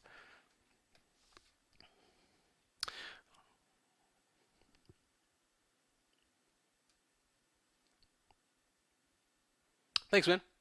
Oh, I do. What am is it? Is it what am I using? Fill us all in.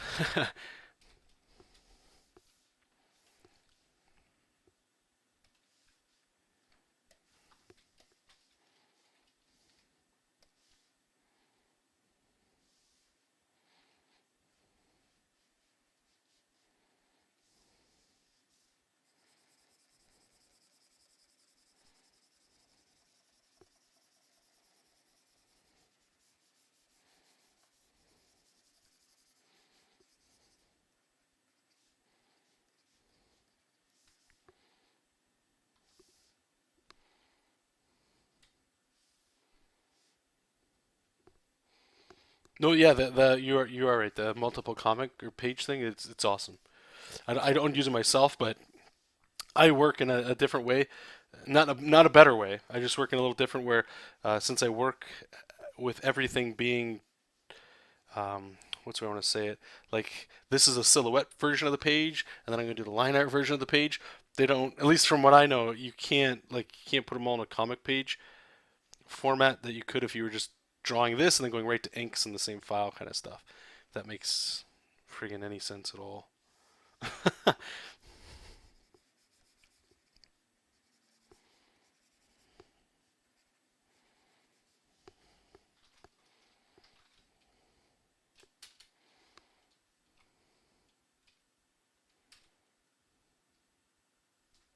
So using texture border feature. No, I don't think so. I might be. I'm not sure.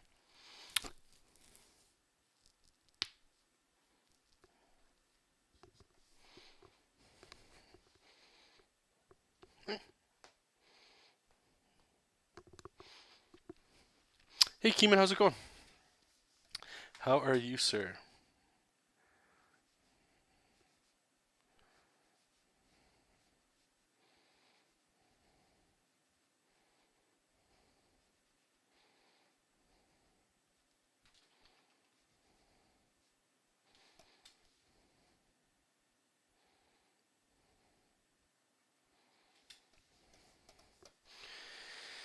Okay, so I'm just starting to piece this stuff together. What color are these guys? Are blue, right?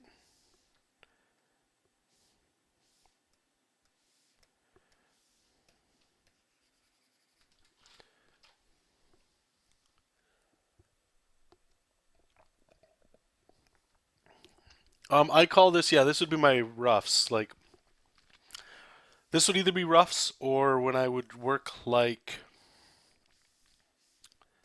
Let me show you a different version. Actually, we can go into Patreon. Pa, pa, pa, pa, pa.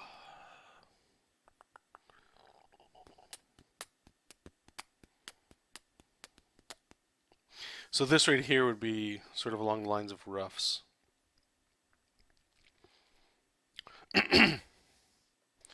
Something like this would normally be roughs. I mean, I still did the silhouettes here as well, but if you were to skip that whole silhouette stage, this would still be roughs. And most people just ink over top of this kind of thing. They don't push it any further, so just do your own thing.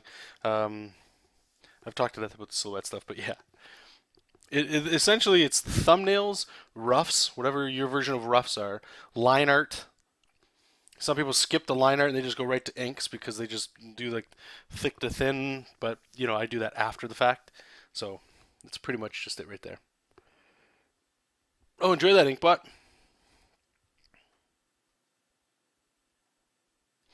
3D objects, EX is 3D model references. Oh, you're right. Yep, they have that. Yep. So what Pillowhead's talking about is in Manga Studio you can import 3D models and rotate them and move them, and then add like a blending mode to make it look like line art. A lot of people do that nowadays because technology lets it go quicker, makes it go quicker, right? So you don't have to always worry about all that stuff. Your call if you like to work like that. Me, I use a program called SketchUp. It's free, I believe. I don't know. Anyway, so you can put all like your like the spaceship that we use for Jessup King. I do all that in there and then copy and paste it into here. You could do it all in Manga Studio, but I still don't like the 3D stuff so far. I haven't farted around too much with it in Manga Studio, but I'm just used to a certain workflow, so it's a little different. But I would say all like if you just wanted to draw and get things going, and money might be an issue, or you don't break the bank. Manga Studio or Clip Studio is cheap as hell regardless, but at the same time, you don't need the EX version to make artwork. You can have the basic version and have all the bells and whistles you need to make the work. It's just the little things like you can check on their website, like stuff that's like what am I trying to say here? Things like the 3D model stuff, the comic multiple comic page thing. Again, you don't need it. Absolutely don't need it. But if you enjoy those options and you got a little bit of cash, and it's in your budget, consider it. But it's not mandatory.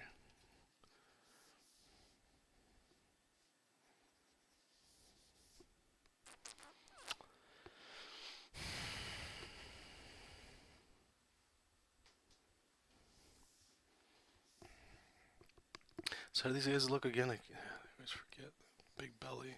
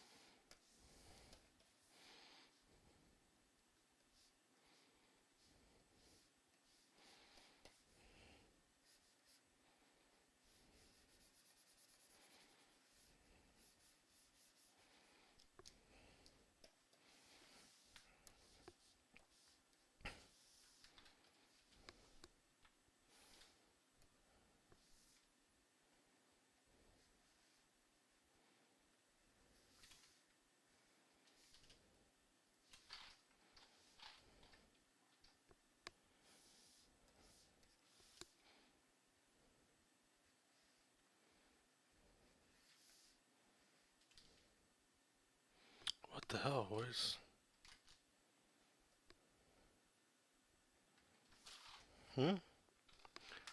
going on?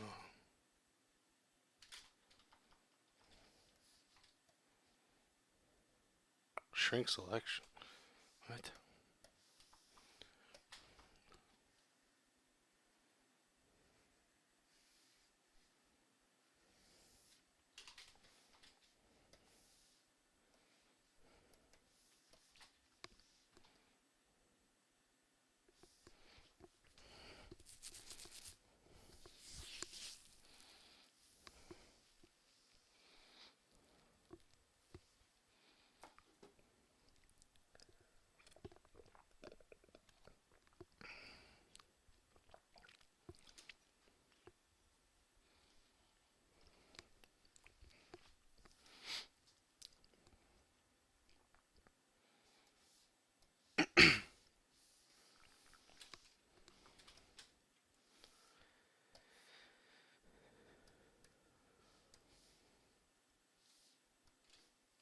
Oops.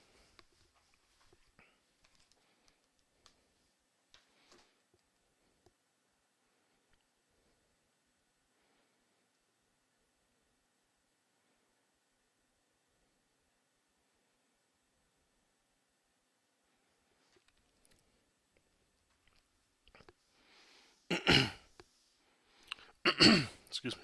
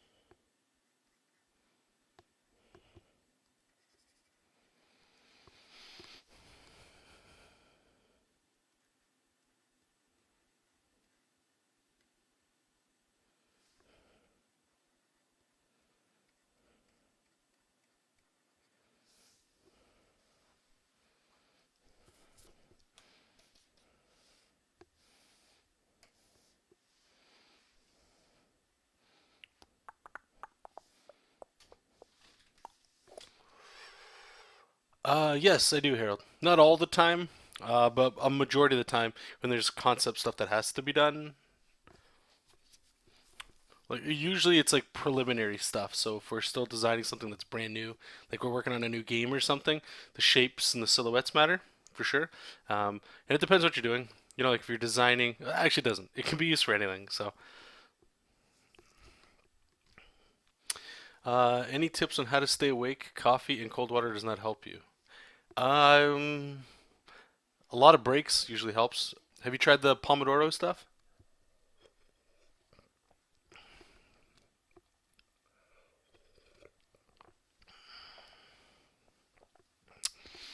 Hey, here's a joke for you. How do you count cows? I don't know. How do you count cows?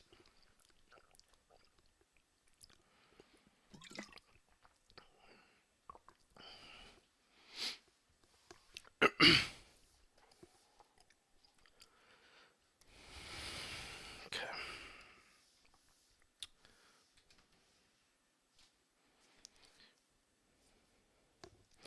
Okay, so we're gonna be looking down on them. Let's get this here.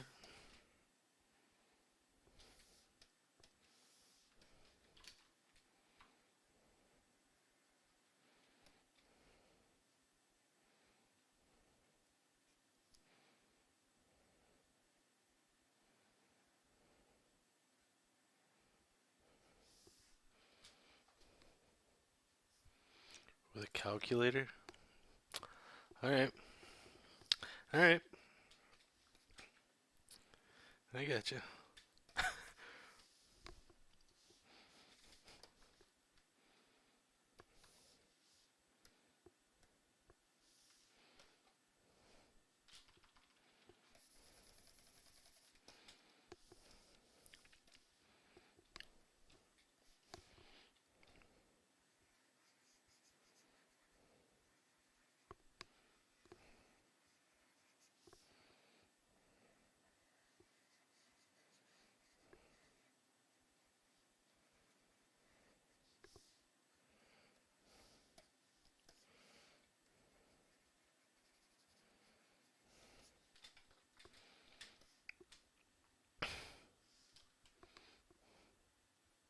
See ya, Keeman.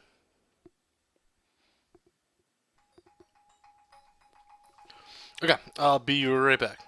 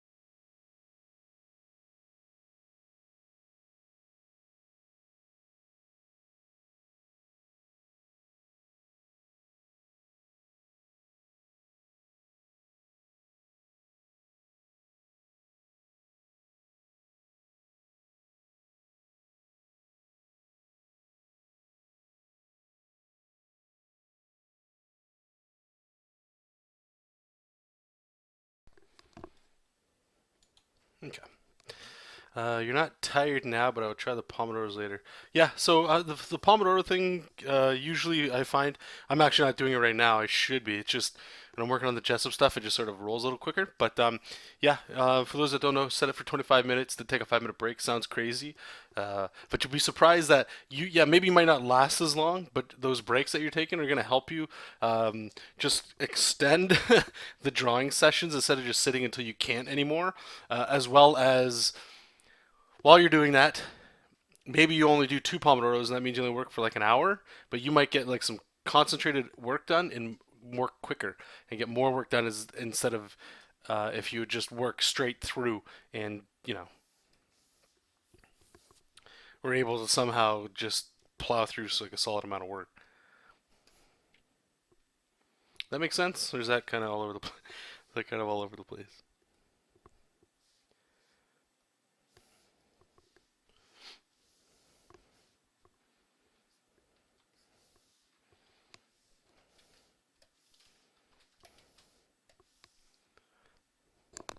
Thanks, man.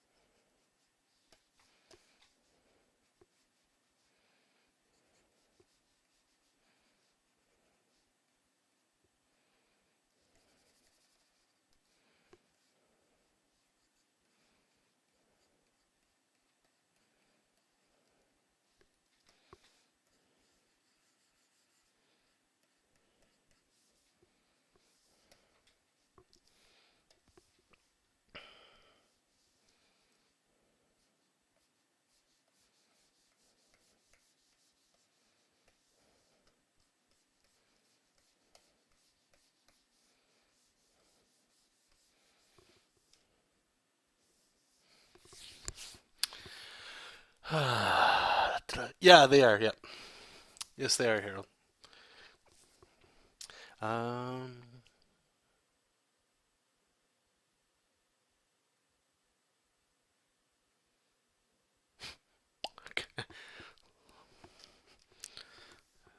interesting.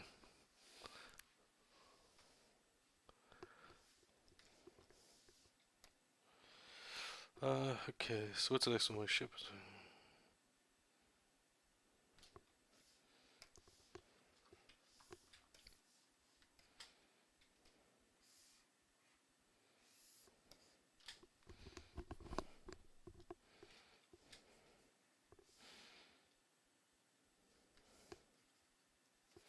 We're gonna try this panel here too, just doing like how it would normally work. I'm also going to do a test with this last page because it's just characters. I want to see how quick that one goes instead of doing the silhouette stuff, just to see.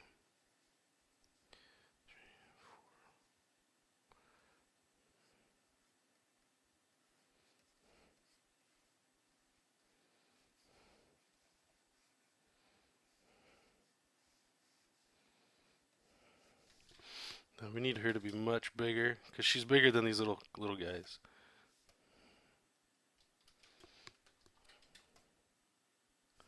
It'll be okay.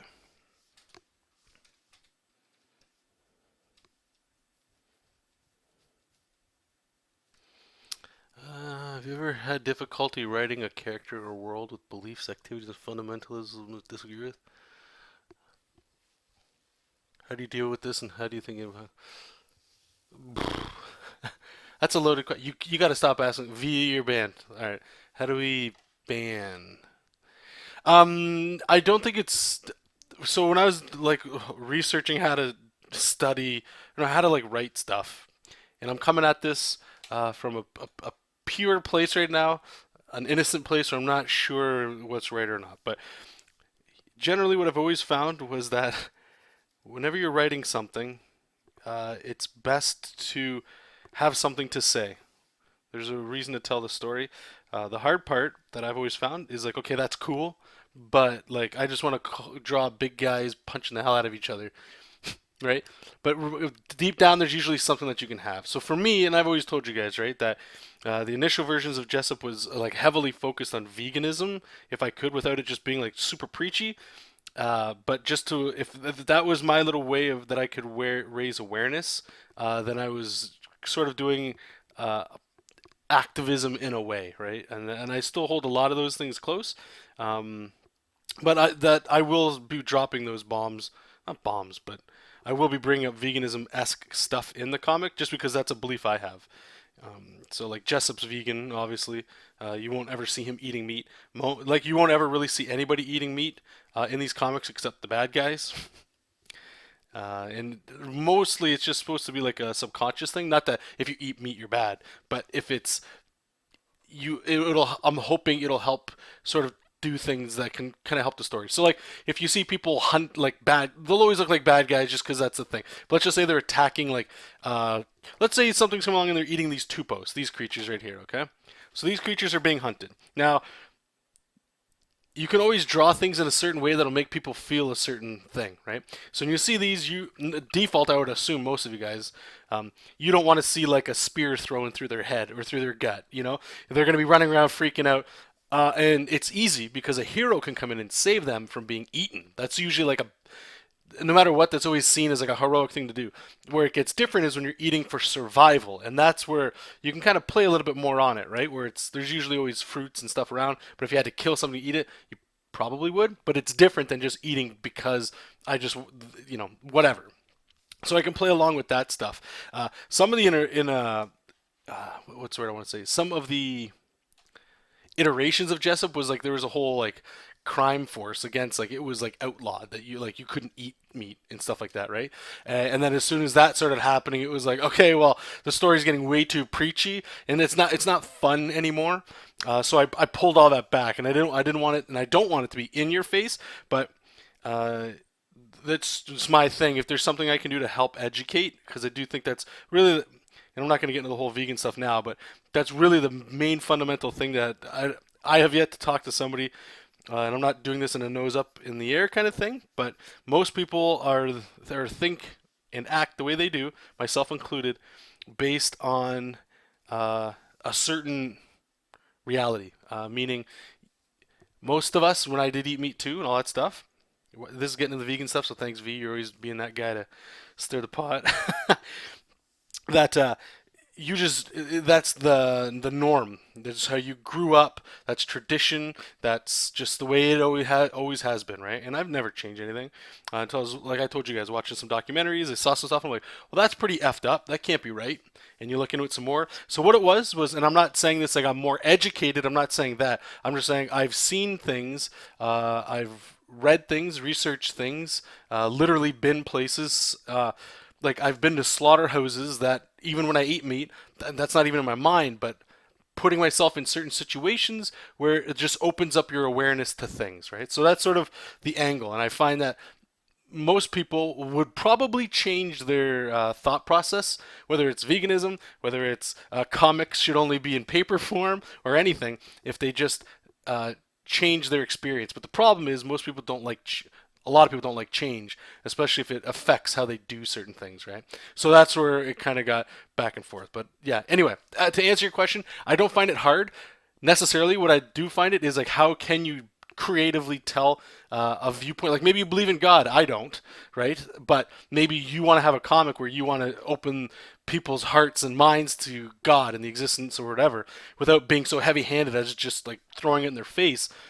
The creative challenge is like, well, how can I, like with little threads weave it in so that subconsciously maybe they pick up on certain things and something happens from there. It's not necessarily out there to change people's mind. I don't think that's what art is, but art is definitely there to help get people to ask questions and to hopefully not necessarily look into themselves and find the questions, but tap on something that's personal to the individual.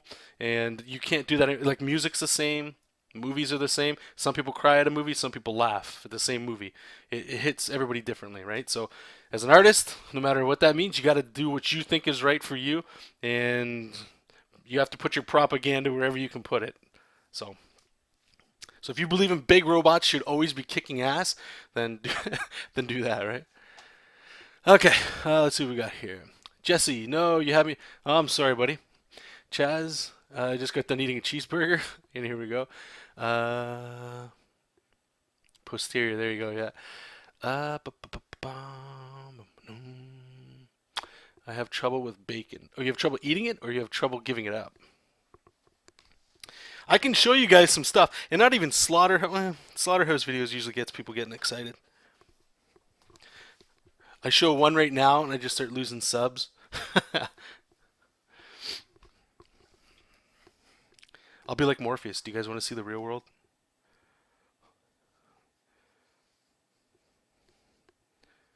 Was it the blue pill? Is the blue pill the good one?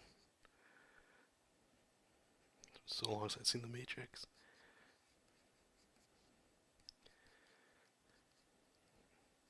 What do you guys think to V's question? If you guys even read it there. The first time I went to an animal sanctuary, that was eye-opening stuff, man. I had a picture. I can show you guys this too. It's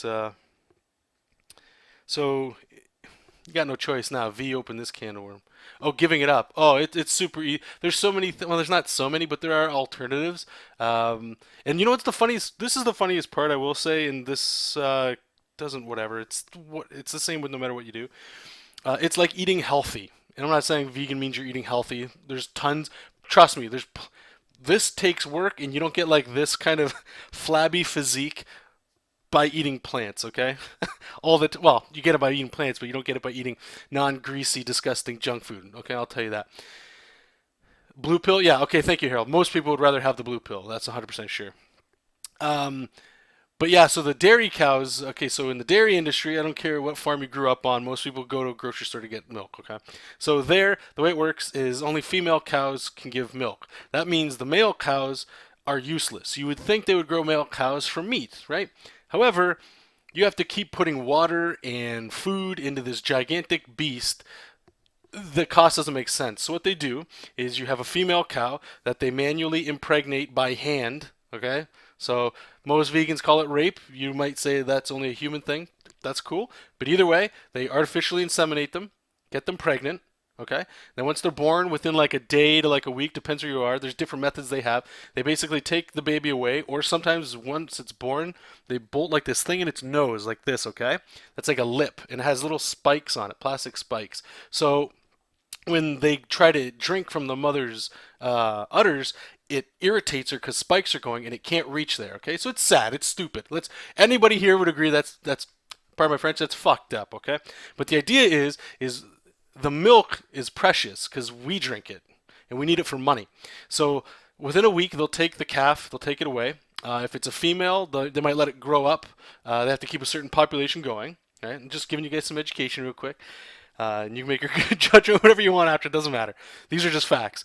So they'll take the calf and they'll let it grow up into a mother. Or if it's a male, they'll kill it when it's young, basically a baby. They don't let it grow up as veal. That's what veal comes from, okay? Because it costs way too much money to put money into it. It doesn't produce anything. So with a female cow, it can continually, what happens is they continually impregnate the female over and over again and take the babies away over and over again until her reproductive system is shot. And it doesn't take long for that.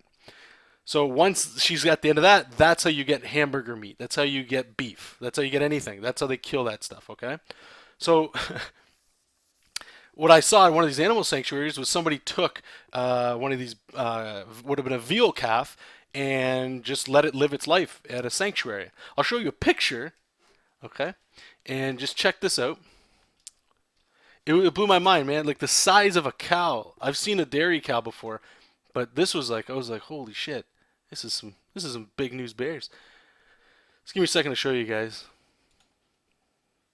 I think they I forget the name that they have for this guy. And there's all these pigs running around and stuff. We got to pet those guys. I don't know. It's I know I've talked to people that were like, well, I grew up on a farm, and that's just you get used to it and stuff like that. But I don't know. I'm not saying I'm. Some people would say what I'm saying right now makes me sound like a pussy or like a little bitch or something like that. And it's I don't know. I can't agree with that. I've got cats. And that can get into another conversation about being vegan. How can you have cats? That stuff, I get it. Um, Dogs, everybody enjoys a cat or a dog, usually some sort of animal. Some people don't. That's fine too. But there really is no difference, and that's not to say you wouldn't eat a dog or a cat if you had to. I'm saying like if I absolutely had to, if I was starving, I would kill an animal and eat it for sure, 100%. But most of the stuff I'm trying to say is coming from like that other side of like most of us. We shop at grocery stores, and you go to McDonald's or something to eat. Like it's not survival, it's convenience, right? How far back was it? I think I skipped it. 1 second, you guys. I just want to show you the size of this cow. That's all. It's a freaking beast. All right, where are you?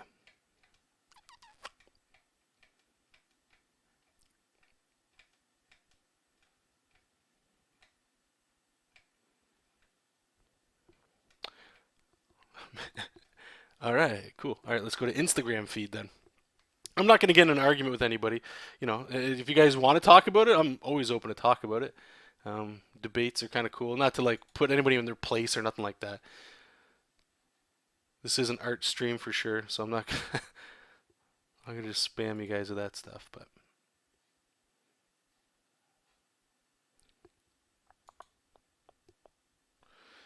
okay, it's coming up. There it is. Okay, so we just bring this over here so you guys can see. Let's go to the dashboard here. Okay, so yeah, look at the size of this guy. And I think I might even, I don't know if I have a second picture, but like this thing is like clearing 7 feet. This thing is freaking massive. Its head is this woman's like torso, okay? And this thing was like the sweetest thing, man. And I don't know if you guys ever touched a cow. It feels like a not a carpet, but it's super soft, like a damn. What the hell? It's not like a velvet, but it's I don't know, maybe like a short rug or something like that. It's really cool. I didn't grow up around these things either, so when I saw like pigs running around, I was kind of like, what the fuck? What the hell? Hey, Maddie, how's it going? You came in at a you came in at a really good time. We're all doing vegan stuff right now. Okay, let's see what we got here. Yeah, no, I hear you, Jesse. I hear you guys. V started this rant. That's what V does. I thought that beef comes from castrated males, steer. No. Male cows don't live past veal, so you might get the occasional one. Again, depends, like whatever. They usually just take frozen sperm from a cow over and over again. A few cows. Um, it's the same with chickens. They try to find the best ones that sort of serve their purpose. It's like selective breeding. It sounds crazy. The whole thing sounds absolutely nuts. But Davon does drink milk. Cool. I still think you're a great artist despite not eating meat and not believing in God and cussing like well, thank you. I appreciate that. Yeah, we do it different in Canada, right? Baby cow goat. Well, that's the thing. If you drink milk, you support it. Sadly, and if you think it's an attack, I get where that comes from. I do. It's real, right? Without the consumption of that, then that whole cycle wouldn't go through. Regardless, I actually know a couple feminists. I'm not against feminists or anything like that, but you know me, I'm gonna like get my little way to like get in a little veganism in there, and I would say something like, so you're pro woman, like female choices, like you don't want to abuse the reproductive system, nothing like that. And you explain what I just said about milk, and it's like, well, that's not a human thing. So it's like there's a word for it. It's called speciesism, where it's like it's a form of it's like racism, or we'll just say racism for now. So you think you're superior than something else, right? There's other forms of that, like with racism, and I just said that. What was the other one? It's not classism, but like if you're not poor, you think you're better than poor people. I don't know what the name of that is. I'm losing it. Anyway, so when you say that, it's like this, and it's not a feminist fault. I'm not going after that or nothing like that. But it's like the exact same thing's happening. But if you just put a woman in that case, there wouldn't be a single human being on this planet that would support that. And then when you think it's like, well, it's cow milk that's meant to. You guys just saw the picture I showed you of that giant cow. You're drinking that. Like that's to make a calf. And these animals are prey, right, by other animals that consume, like carnivores. They need to be able to get up, grow fast, so they can keep the herd moving, right? You're consuming this stuff. So when people are talking about like obesity, osteoporosis, all this stuff, you're drinking something that's not from you. Most people get grossed out by the idea. Imagine if you went someplace and you had human breast milk in cartons that you can buy, and people get grossed out by that. That it's actually pretty surprising if you think about that. Like that's weird. Why would you be grossed out about that? You know?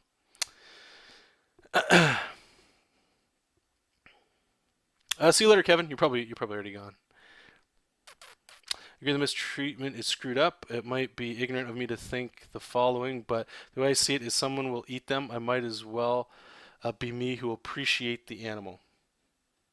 Again, I mean, obviously we can go back and forth on that stuff, and I'm the one with the mic, so I get to like be vocal about it, where some of you guys just get to type, right? And the best part is I can already see the watcher count going down because I'm talking about this stuff. And this is the fun part, man. Like I'm gonna get into drawing, obviously, but when you start talking about things that challenge people, whether it's what I think you eat or what you believe in above or whatever, you're always gonna get like people that just don't want to deal with it, right? And that shut their brain off. I don't want to say shut their brain off, but just want to deal with it, and it's scary. It's super scary because you might think that you can't change anything because you're just one person and stuff, and there's maybe some truth to that, but at the same time, think about why we're drawing. You're probably drawing because you have a vision or you want to give something back. But when people hear like other things other than, I don't know, it's an interesting thing to go back and forth. Just to comment on what you're saying, Ben, about you may as well that you'll appreciate it. The other argument is too, right? Like, how would you want, or like, would that animal have appreciated that nobody ate it? So you respect it enough that you wouldn't have eaten it. It's killed because of that, but you know what I'm saying with that. It's just the different sides with all that stuff.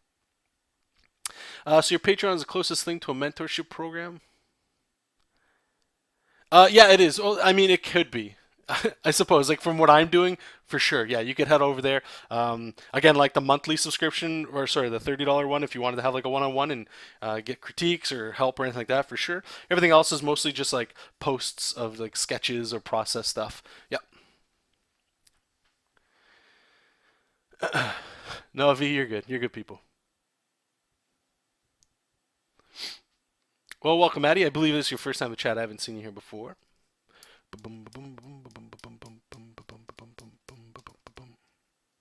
And Jesse's bringing up a good point here, and I'm gonna just end it with this, where he's like saying cows are cute until you turn your back and they attack. I know this because I worked on a farm as young as adult. So the other obvious argument to this is no animal wants to be there, right? So if you're gonna get attacked by an animal, obviously you know that they're not happy.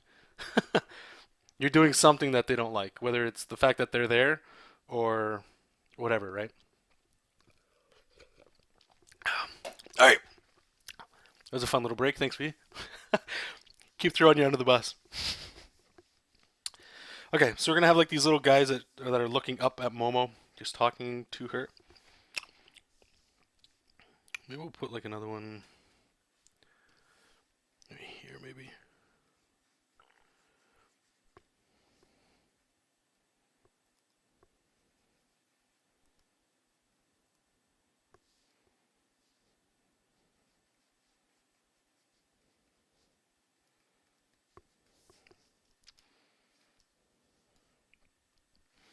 Yeah, I don't like what she's looking like here.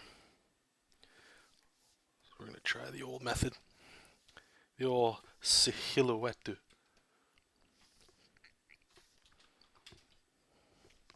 Yep, we got there for sure. Oh, Maddie draws. Okay, there we go. Yes, you have been. It's, you know what it is. It's now that I'm starting to see people's pictures. So if you guys change it, I don't. Maybe that is a new picture, but I haven't seen the updated version in a while. So when I see something that I haven't seen in a bit, it's like that's a new person.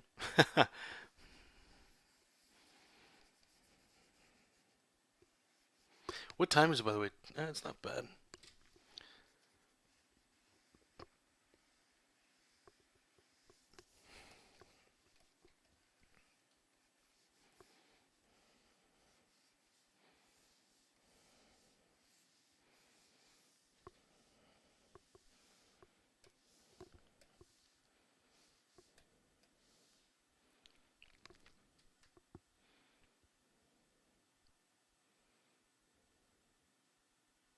Hmm.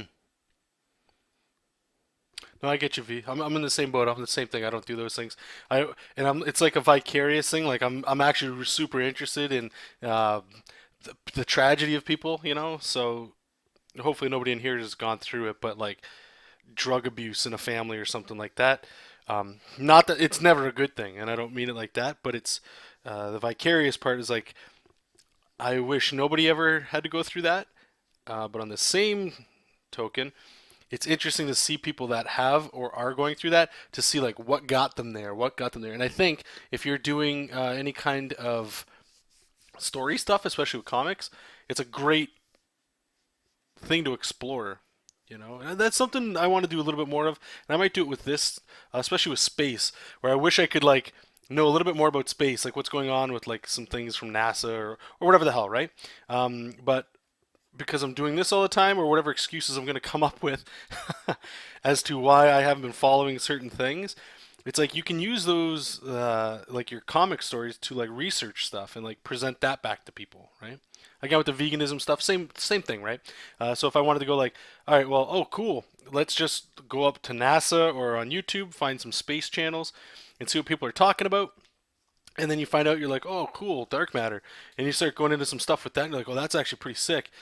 Maybe I can, you know, that gives you ideas for like bad guys or like little story plots and stuff like that. It's always good stuff. The Cintiq's working great. I'm getting used to it more and more every day. The more I work on it, right? I'm used to working on the smaller one, so it's a treat, man. It is a treat. Although the one thing I do miss is with the smaller one, it was like I could get more into it. Like I could manipulate it more. This I have to work around it. It's not massive, it's I've seen the bigger guys, the widescreen ones. Like that one's like you set it up and it ain't moving. It is there, and you have to change your life around it, kind of thing.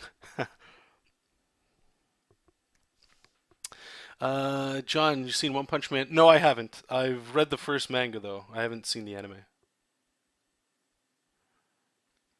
Everybody here's keep jumping down my throat to watch it. I've seen like clips from time to time that we posted or shared on Facebook, so it's pretty over the top. It's good stuff. Maybe we'll just bring her in a little bit this way.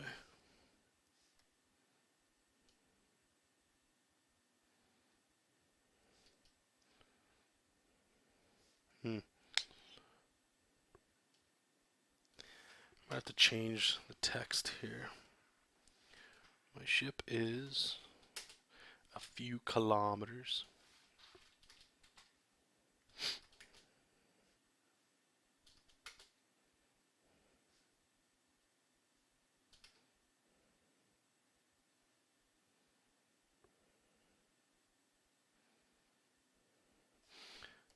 This didn't go with it.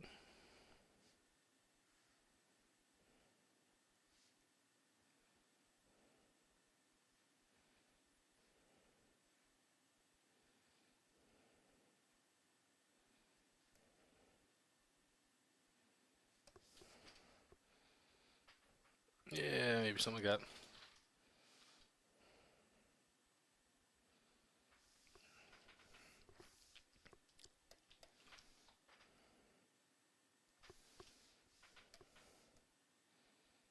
Just trying to push it away from the top. I feel like it might get a little too close and people when they're reading, right? Like, so if you're reading from here, hopefully you look over here. We'll get something. Actually, now I'm looking at this. Let's find this. So I'll change the composition up while we can here. So let's bring it this way so we get the eye to kind of come across.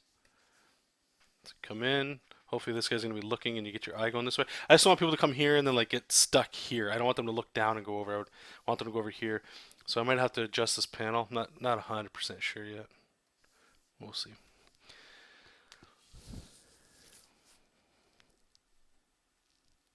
I love the artist on One Punch Man. It's great stuff.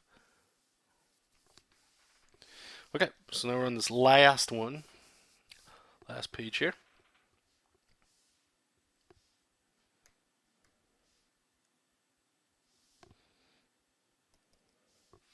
Oh, let's stop our timer.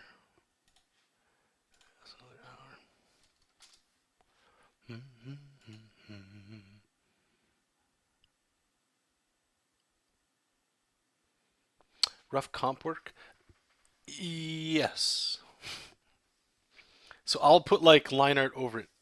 I know it's a little weird because normally when you're drawing, you see people draw stuff, or like maybe you do, where you draw and then you put lines over top of it, kind of stuff, right? So it'll look like this. Here, I'll open up this Luke Cage drawing we did here. So, so the silhouette looked like this, right? And then we did our rough over top of it. So I'm gonna just lower the opacity here.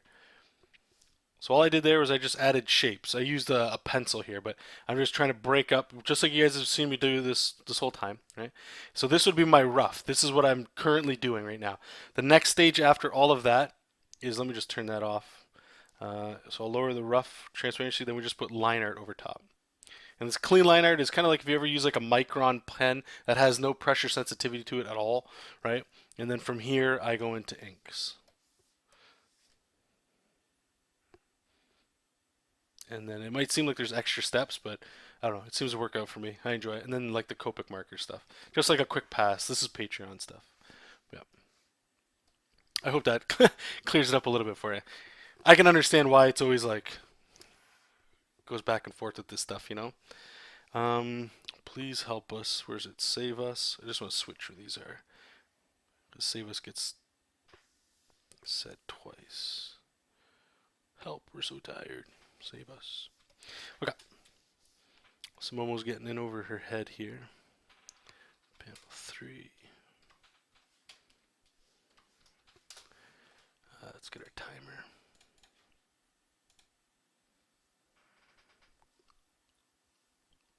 timer. No, actually, in Manga Studio, it's got this really cool setup.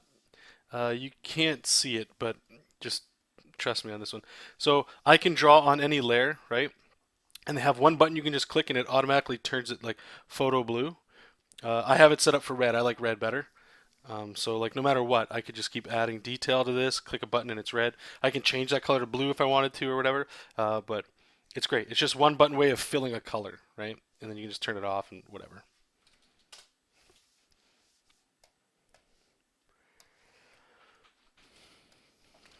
This chair's super creaky. Okay, so they're trying to plea with Momo to help her or help them. So I wanted to have like that sad look on her face. She's not a total savage.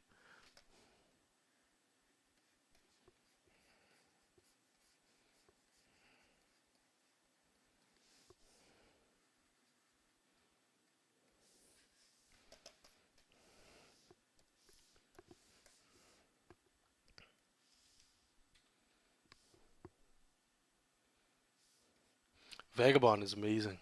That's a great manga.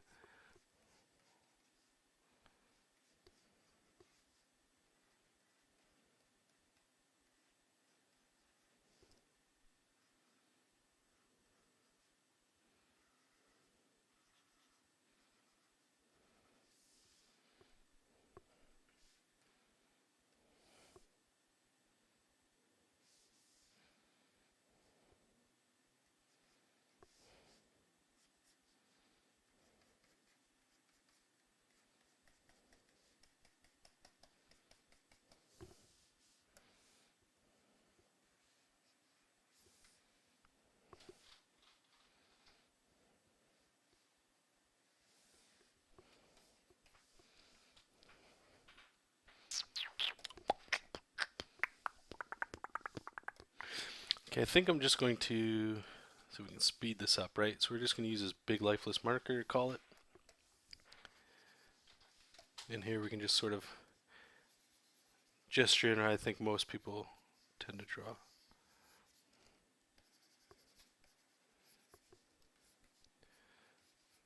So we're going to have them kind of looking up to her. They're begging her to help, right? Because they're all going to be, oh shit, you know what I remember? I forgot. I got to remember when I'm drawing it that these guys are going to have like chains on them and stuff. Because they're all prisoners.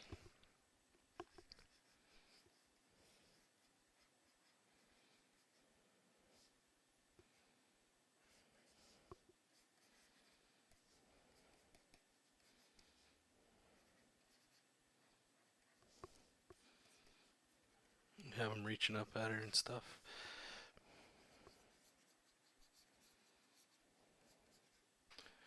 We're going to do a little cheat in a second here. Actually, let's keep that. Alright, so what we're going to do is we're just going to have like this body shape that we need. Make it a little bit bigger. Right, and we're just going to copy and paste. Copy, paste.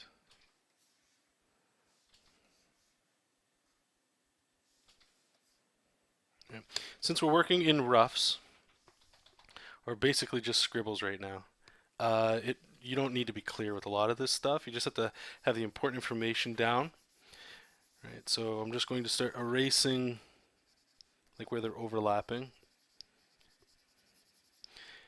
And this, I mean, it works pretty well when you have a scene like this where it's just like a crowd, you know? And just to make them all look different, you can start changing like little things like the beaks that they have.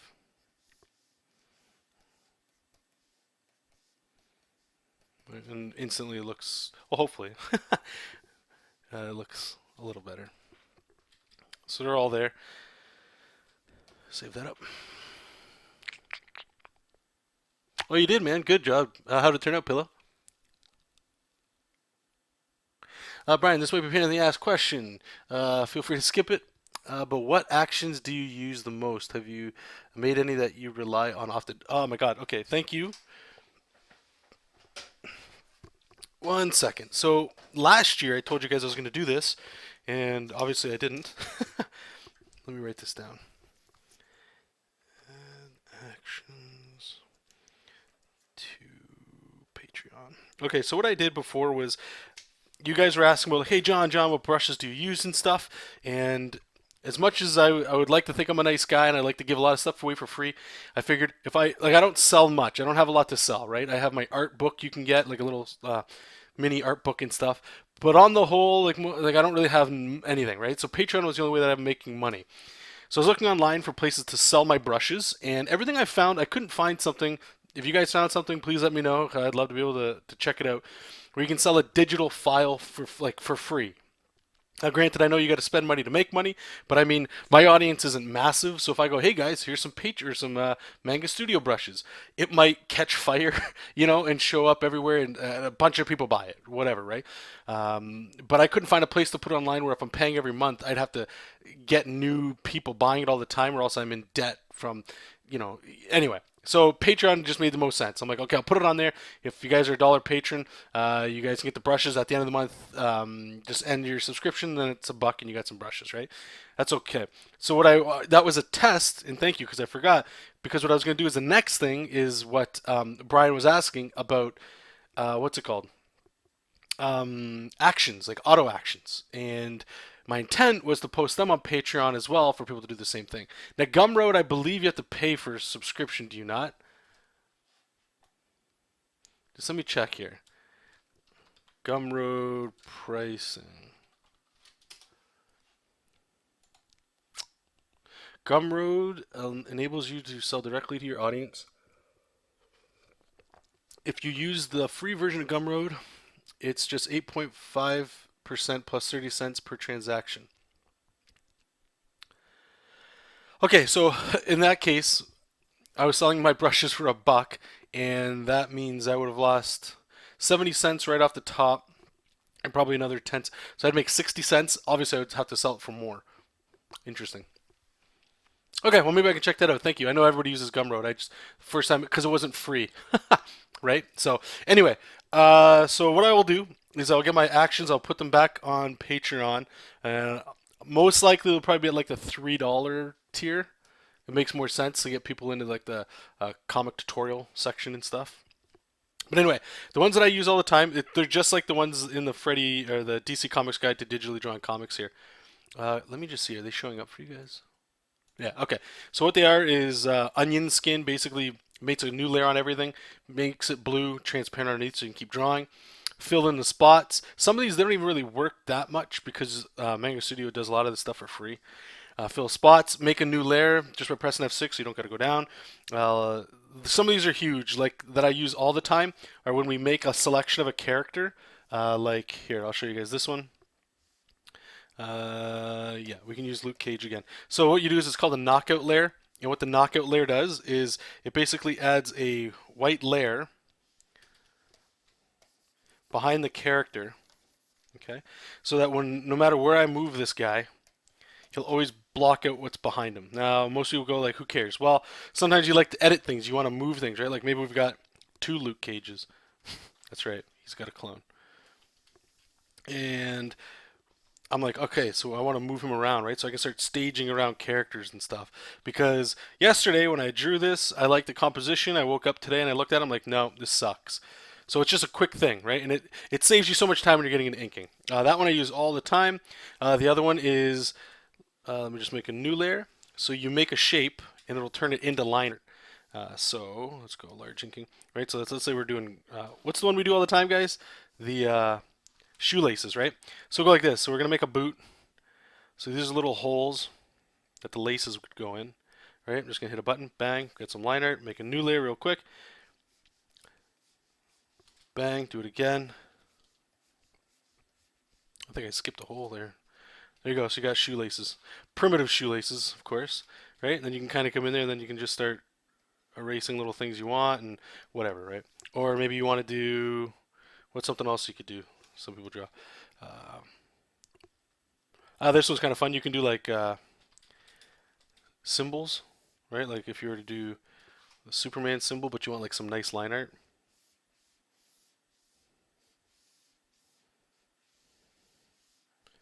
That's super gross. Right, so cool. You got that bang. You got a nice little outline. You want to duplicate that. Maybe shrink it a bit. It won't be perfect, but oops. Right, so now it's got like a little cast shadow underneath of it where you'd want. Oops. Bang, look at that. You got that done. You can do anything. You do grass. So this one I use quite often as well. This is the world's worst grass ever.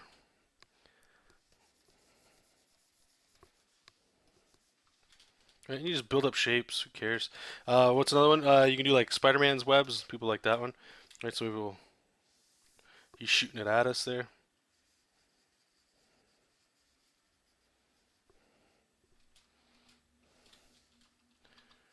Just do this a couple times. Whatever. It just gets you started in some things, right? So there's that. What else we got there? Pretty much mostly, I'd say those are the huge ones that I use. Manga Studio does a lot of the heavy lifting for a lot of the other ones. Oh, so I have a video on YouTube, or actually you can go to my website, jonathanrector.com. I think you click store, Sketchbook Red it's called. There's a link to a video here on YouTube where I go through every page of the sketchbook. It's basically just a collection of sketches and artwork I did in 2015, maybe it was 16, one of those years. For coverall solution, doing though Patreon is probably a better option, but if you want people to be able to buy stuff separately, you'd have to look elsewhere. Exactly. No, you're right. Trust me, this goes for every artist. If you want to make money, you have to have something that creates passive income. So whether it's a comic book and you post it online and you go, hey, it's always there, and you tell people to go check it out from time to time, they can buy when they want to get it. Cool. You know, it works. Patreon is still, I think, like Jesse's a great example of this. Not that there's nothing wrong with him, but a vast majority of people still don't understand how Patreon works yet. I think probably within this year, next year, it'll just become more known 100% how it works, because it's making so much money now for people that you just see it everywhere now, right? So people are starting to get into it. It's still a new site, Patreon. It hasn't been out for that long. But Patreon, what it does is ideally you get people and they stay with you and they give you money over time because they like what you're doing. That's the general fundamentals. It's not not necessarily meant to be like, hey, come here to buy some brushes and then leave. You know, like it's not a store. That's the difference there too. Yeah, no, and the thing is with that knockout layer too, guys, check this out. So let's say, let me just make a new layer again. Remember when I was talking about coloring? And this is something I got to just get back in the habit of doing as a good way, as a good practice. So like, let's say we're drawing, I don't know, we'll do the face guy again. I'm spitting everywhere, God. All right, so we got this lame face. So I click the wand tool in here just so you guys can see what the hell's going on. Let's change the background color to like gray. Okay, so we're gonna grab our wand tool, select outside here, run our script. Oops, wrong button. Run our action, right? So now we got that nice knockout layer. So no matter what I do, whatever I draw, it's gonna block out whatever's there. Great. But what this does is this is great because this also sets it up for like coloring, right? So I have this layer, I have an effect layer on it, so it adds like a contour layer on it. That's great, right? But you go in here, right, and I make a new layer, and I can clip it below it, and now I can go, okay, cool. Now I got a color fill layer, right? Sometimes it gets a little, let me just try this. Whoops. You can do that, or the other option is just shift select that selection already, and you get an instant fill, which is great because instead of when you go to coloring, you got to like manually go around everything. If you've been doing this and you still have this file open, you can just quick selections with stuff, right? And that's pretty much it. So it's got value in like a lot of ways. Ain't no problem, Brian. Okay, panel 2. So we're gonna have like this big close up. So we finally get to see what these guys look like up front. Let me just pull them up there. Cool, these little tupos.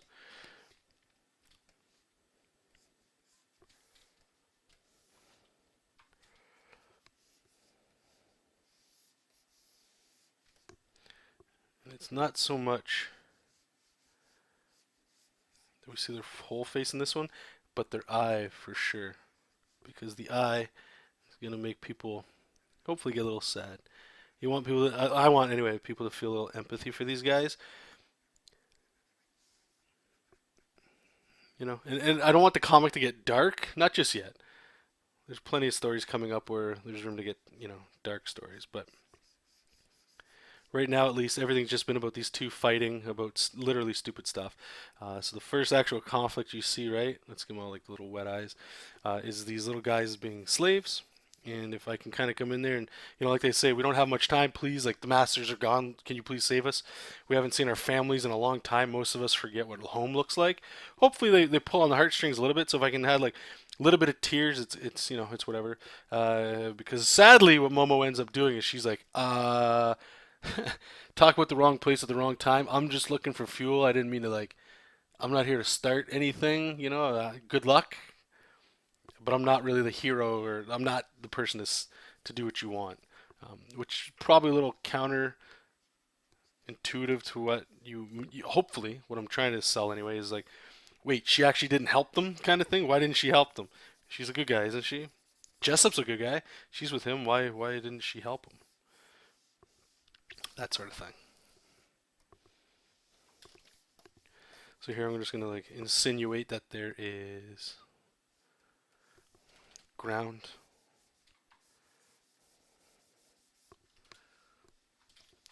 Then we can draw these cute little buggers back here.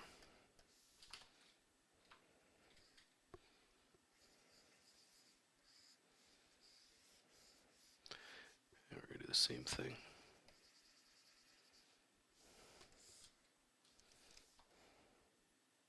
Make them like maybe holding hands or something like that. Like, are they finally? Did somebody finally come to save us?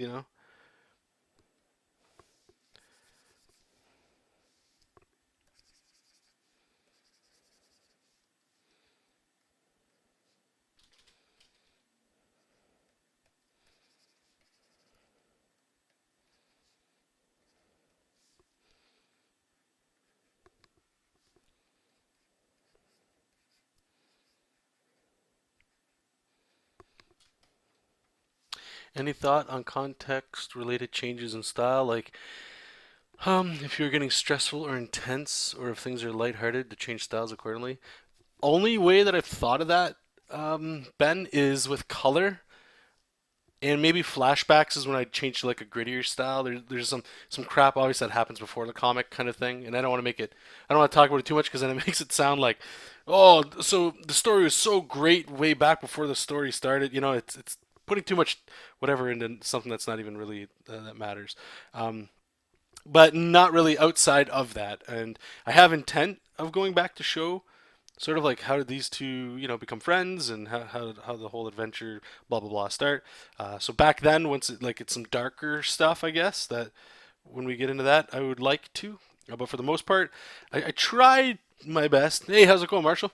I'm trying my best to have it just be, I guess you could call it like a kid's cartoon in some ways, if you were to think of it like that. Like there's some sadness going here. Maybe I'll like start sucking the color out a little bit here so it looks a little bit more grungy. Here these guys are holding hands here. Maybe they're hoping that something happens. What do their legs look like?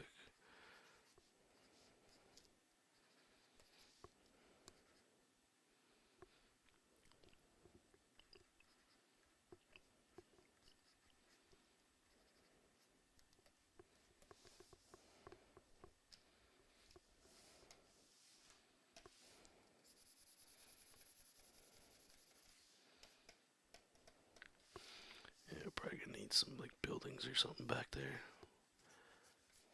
Don't want to forget where they came from, right? Where is it? Yeah, those ones. Yeah, okay. And then the last panel here, again, super simple page. This one, just an extreme close up. And I actually keep forgetting. I'm gonna have to go back and add the little chains and stuff on them. I might just add that when I do the line art.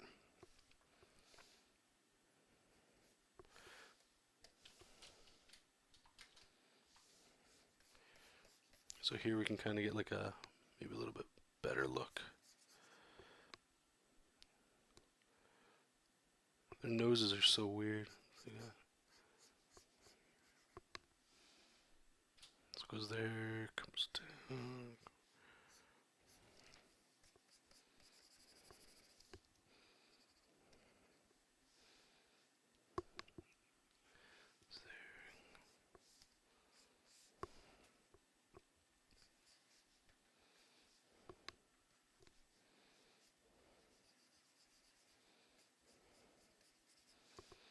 We'll get the tears again. Just make it as sappy as possible.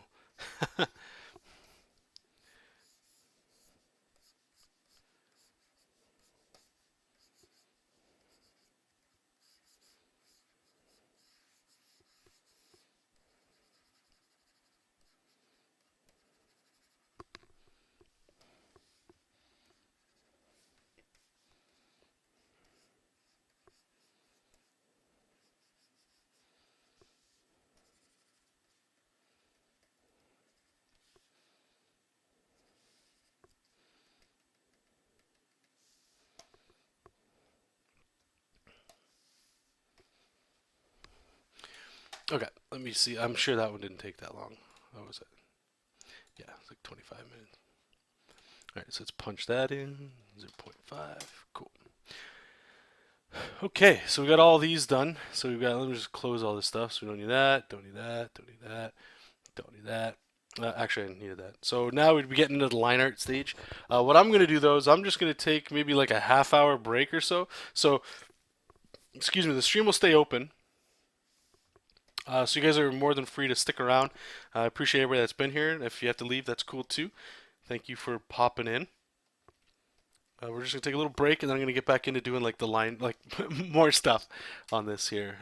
And for those of you that aren't coming back, just to show you once again, so let me just open this up. So now that I have this silhouette layer, what I'll do or file is I'm just going to go save as, and we're going to go into our lines or line art layer or folder, if you like to call it that. And now that I have all these things, what I can do is I just want to make sure everything's 100%. Yeah. So I usually just leave these in here for now, but you can totally just flatten that layer so that you can reduce the file size, and then I just make a new layer called lines, make one for each panel, and then just start doing the line art there. But anyway, thank you guys. I'll see you guys in a little bit, and if I don't, well, thank you for popping in, and I will talk to you guys very soon. Bye bye.